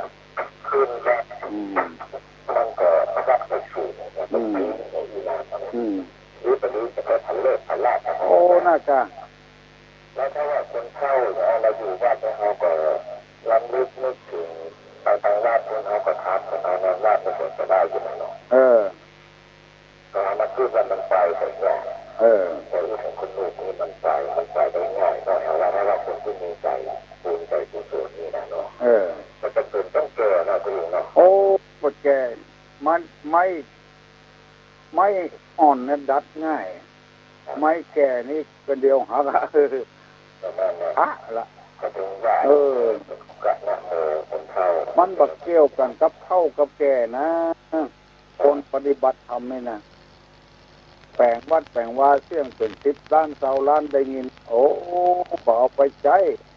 เอาแปลงไว้ยังเนาะเลี้ยงสุเจ้าให้กินข้าวกระตาถึงวันให้เปิ้นได้ยัดการพ้องบัดเท้าว่าคือกันนะเอาวัดเขาวามหนุ่มมากำเอาอย่าสีเนี้ยเนาะภาษาเนี้ยเนาะมีเวลาแล้วนำไปเวลาไหนก็ได้แล้วก็ท้ายเป็นกับมือกันเพื่อตัวเองตอบเขาว่าว่าใหญ่ว่าเจอใดเมื่อมันโน้มกินเอากินกับข้าวพอมันเข้ามาเอานอนจับตอนนี้ก็จะโตได้แต่ถามคุณลุงนั่นแหละเมื่อนุ่มกินกับข้าวมาเท่าเอานอนจับเอานอนตักเอานอนตื่นนะไงอันเมื่อมันเข้าแล้วก็เอามานอนตื่นเอามานอนตัวครับเมื่อลงเอากินกับข้าวมาเท่ามานอนตัวถามคุณลุงนี่แหละบางอาจกันเนาะนมกินกับข้าวนี่หนอนะอันนมกินกับข้าวนี่มันเป็นนอนะ กงนอใส่น้ำปูฮัลโหลเจริญพรเจ้าที่ว่าเพื่อตะปุยอันนี้ก็คำว่าอย่างก็ใส่ดาได้ต่ออาหารทุกิโตโหมิอย่างได้ต่ออาหารทุกิโตโหมิทุกิโตโหมิว่า3 กรัม 7 กรัมเนอะ3 เตื้อก็ได้7 เตื้อก็ได้อาหารสุกิโตโหมิเปิ้นมือแปะอาหารทุกิโตโหมิอาหารวันสามีจำปาวันตุตานังเนี่ยแหละอาหารนะเซ็นใหม่เจ้าเซ็นใหม่เนาะเจริญพรขอขอบคุณกับแม่แสงบุญกับแม่ฟองคำเนอะบ้านป่งฟานเอาสตางค์มาถวายซื้อตะล้อฮัลโหลเจริญพรน้องป๊อบเมื่อนุ่มกินกับข้าวอย่างมันมาได้จะมาตายคำถามมาถามตุ๊กอุ้ยน้องป๊อบถามว่าเชื้อใดถามว่าปากอะไรน่าสงสารที่สุดจัดอะไรปากอะไรฮะปากอะไรน่าสงสารที่สุดปากไหมกันพอสระอาพอไก่กันเจ้าน่าสงสารที่สุดเจ้าปากไอ้อย่างน่าสงสารปากกาก็ไม่ใช่เจ้าปากไอ้อย่างฮะปากฝาไม่ใช่เอาจอมเบ็ดที่ดูมันเอาไปกาบเหงื่อปากน่าสงสารปากอย่างฮะน้องป๊อบถามเวยลำไปนี่ปากไอ้อย่างเน่ามันปันแล้วเนี่ยเฉลยนี่พระเจ้าเน่าละเฉลยตากัดตีนถีบจ้ะอันว่าน่าสงสารเนาะเขาเลยถามอย่างนี้เว้ยวันนี้การละอ่อนวันนั้นเสียเปรียบคนขายน้ำผึ้งวันนี้เสียเปรียบร้อนแต่ว่าเดือนกรกฎานี่ดวงบ่ค่อยดีเว้ยปากกัดตีนถีบเส้นถามอย่างนี้มันบอกเขาแนบพออองซะอย่างขอขอบคุณกับแม่แสงบุญผมมากับแม่ฟองคำวงศาบ้านใหม่ป่งฟานสันกำแพงเอาสตางค์ฝากท่านอาจารย์พนมไพรมาถวายตู้ลุงว่าขอร่วมทำบุญซื้อสล้อสตางค์ซื้อสล้อ200 บาทจะจัดการเนิ่นแม่ขออนุโมทนาตัวเองประเดี๋ยวนี้ชุดแรกเพิ่นเอาไปเมื่อตะวาวันคืนละเพิ่นดีใจตัวเองฮัลโหลก็มันลงถึงเข้าแล้วนอนตอนเข้าเรามานอนตัวแล้วก็นอนมันแก่แล้วมันแก่น่าจะฟากนะเอาจะตอบไปที่แล้วนะอันนี้ตอบเลยนี่มันได้จะเกิดแล้วจ้ะน้องหนังโคตรจ้ะพ่อหลวงสว่างท่านินจันทร์ลาเป็นแม่เราจะเกิดใช่ลาดน้องพ่อหลวงสว่างถามว่ายายตอบว่าจะได้นอเนาะเอาไปซักผ้ายินดีเนอะยินดีโดยพี่น้องทั้งหลายวันนี้เนอะ9 โมง ออนมีนักก็จะอู้นักมีน้อยก็จะอู้น้อยฮัลโหลเจริญพรฮะ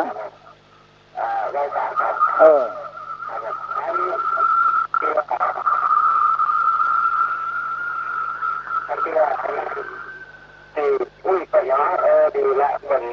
ตั้งใจเตือนจะไป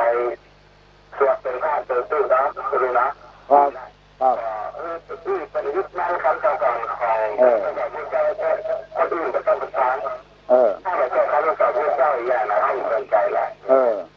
เอาไปยึดในคำสั่งของพระพุทธเจ้านะไอ้ที่รู้ข้าเอื้อขอตายก็ถามกันเลยใครตายได้ก็เอามาเลยฮะบัจเจกัดบัจเจบุรุษบัจเจสตรีบัจเจตัวตนเดินได้ปูได้นั่งได้นอนได้นะครับคืออะไรครับวิทยุอันนี้เป็นปัญหาธรรมะครับธรรมะกันครับบัจเจคนบัจเจกัดบัจเจบุรุษบัจเจสตรีบัจเจตัวตนนะครับเดินได้ยืดได้นอนได้เลยครับเป็นปัญหาธรรมะครับถ้าใครตอบได้ก็ตอบเนอะยินดีเนอะยินดีใครตอบได้ก็ตอบมาเนอะฮัลโหลคณะวิชาการเจ้าน้องป๊อบเจ้าหุ่นยนต์มึงก็เจ้าหุ่นยนต์เนาะเจ้าคนว่าปัญหาธรรมะเนี่ยเนาะธรรมะคือสิ่งประดิษฐ์มึงก็เจ้าสิ่งประดิษฐ์มีธรรมชาติประดิษฐ์เนาะหุ่นยนต์เนาะถ้าจะแม่นเนาะลองถามเจ้าของเพิ่นเอาคำเนาะยินดีเนอะยินดีกับผู้คนตุลงจะย่างก่อนเนอะวันพูกกล้วยปะกันแถมพอเมื่อได้อยู่เย็นเป็นสุขอายุมันกว่านี้มากาขึ้นมีโชคมีลาภผู้คนเนอะยกมือปนมมือขึ้นเนอะพนมมือขึ้นตุลงจะปั่นปอนแล้วใจญะติติทานังลาพังโสติภะคะยังสุขังพลังสิริอายุจะวันโนจะโภคังอุทิจญะสวาสตาวาสาจะอายุจะจีวสิทิภวันตุเตกัปปิติโนวัตตันตุสัพพะโลโกวินาศตุมาเตภวะตวนตะลาโยสุขีติคายุโกภวะอภิวาทนาสีริสานิจังพุทธาปจายโนจัตตาโลธรรมาวัฏันติอายุวันโนสุขังภะลัง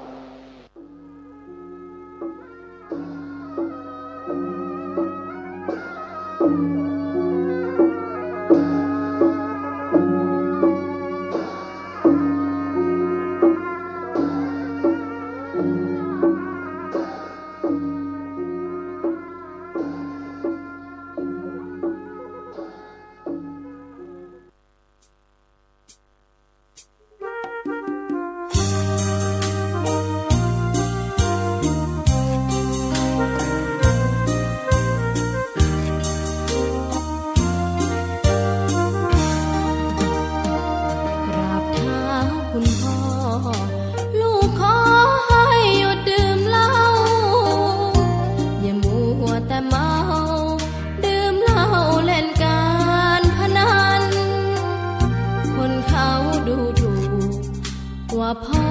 ขี้เกียจทำงาน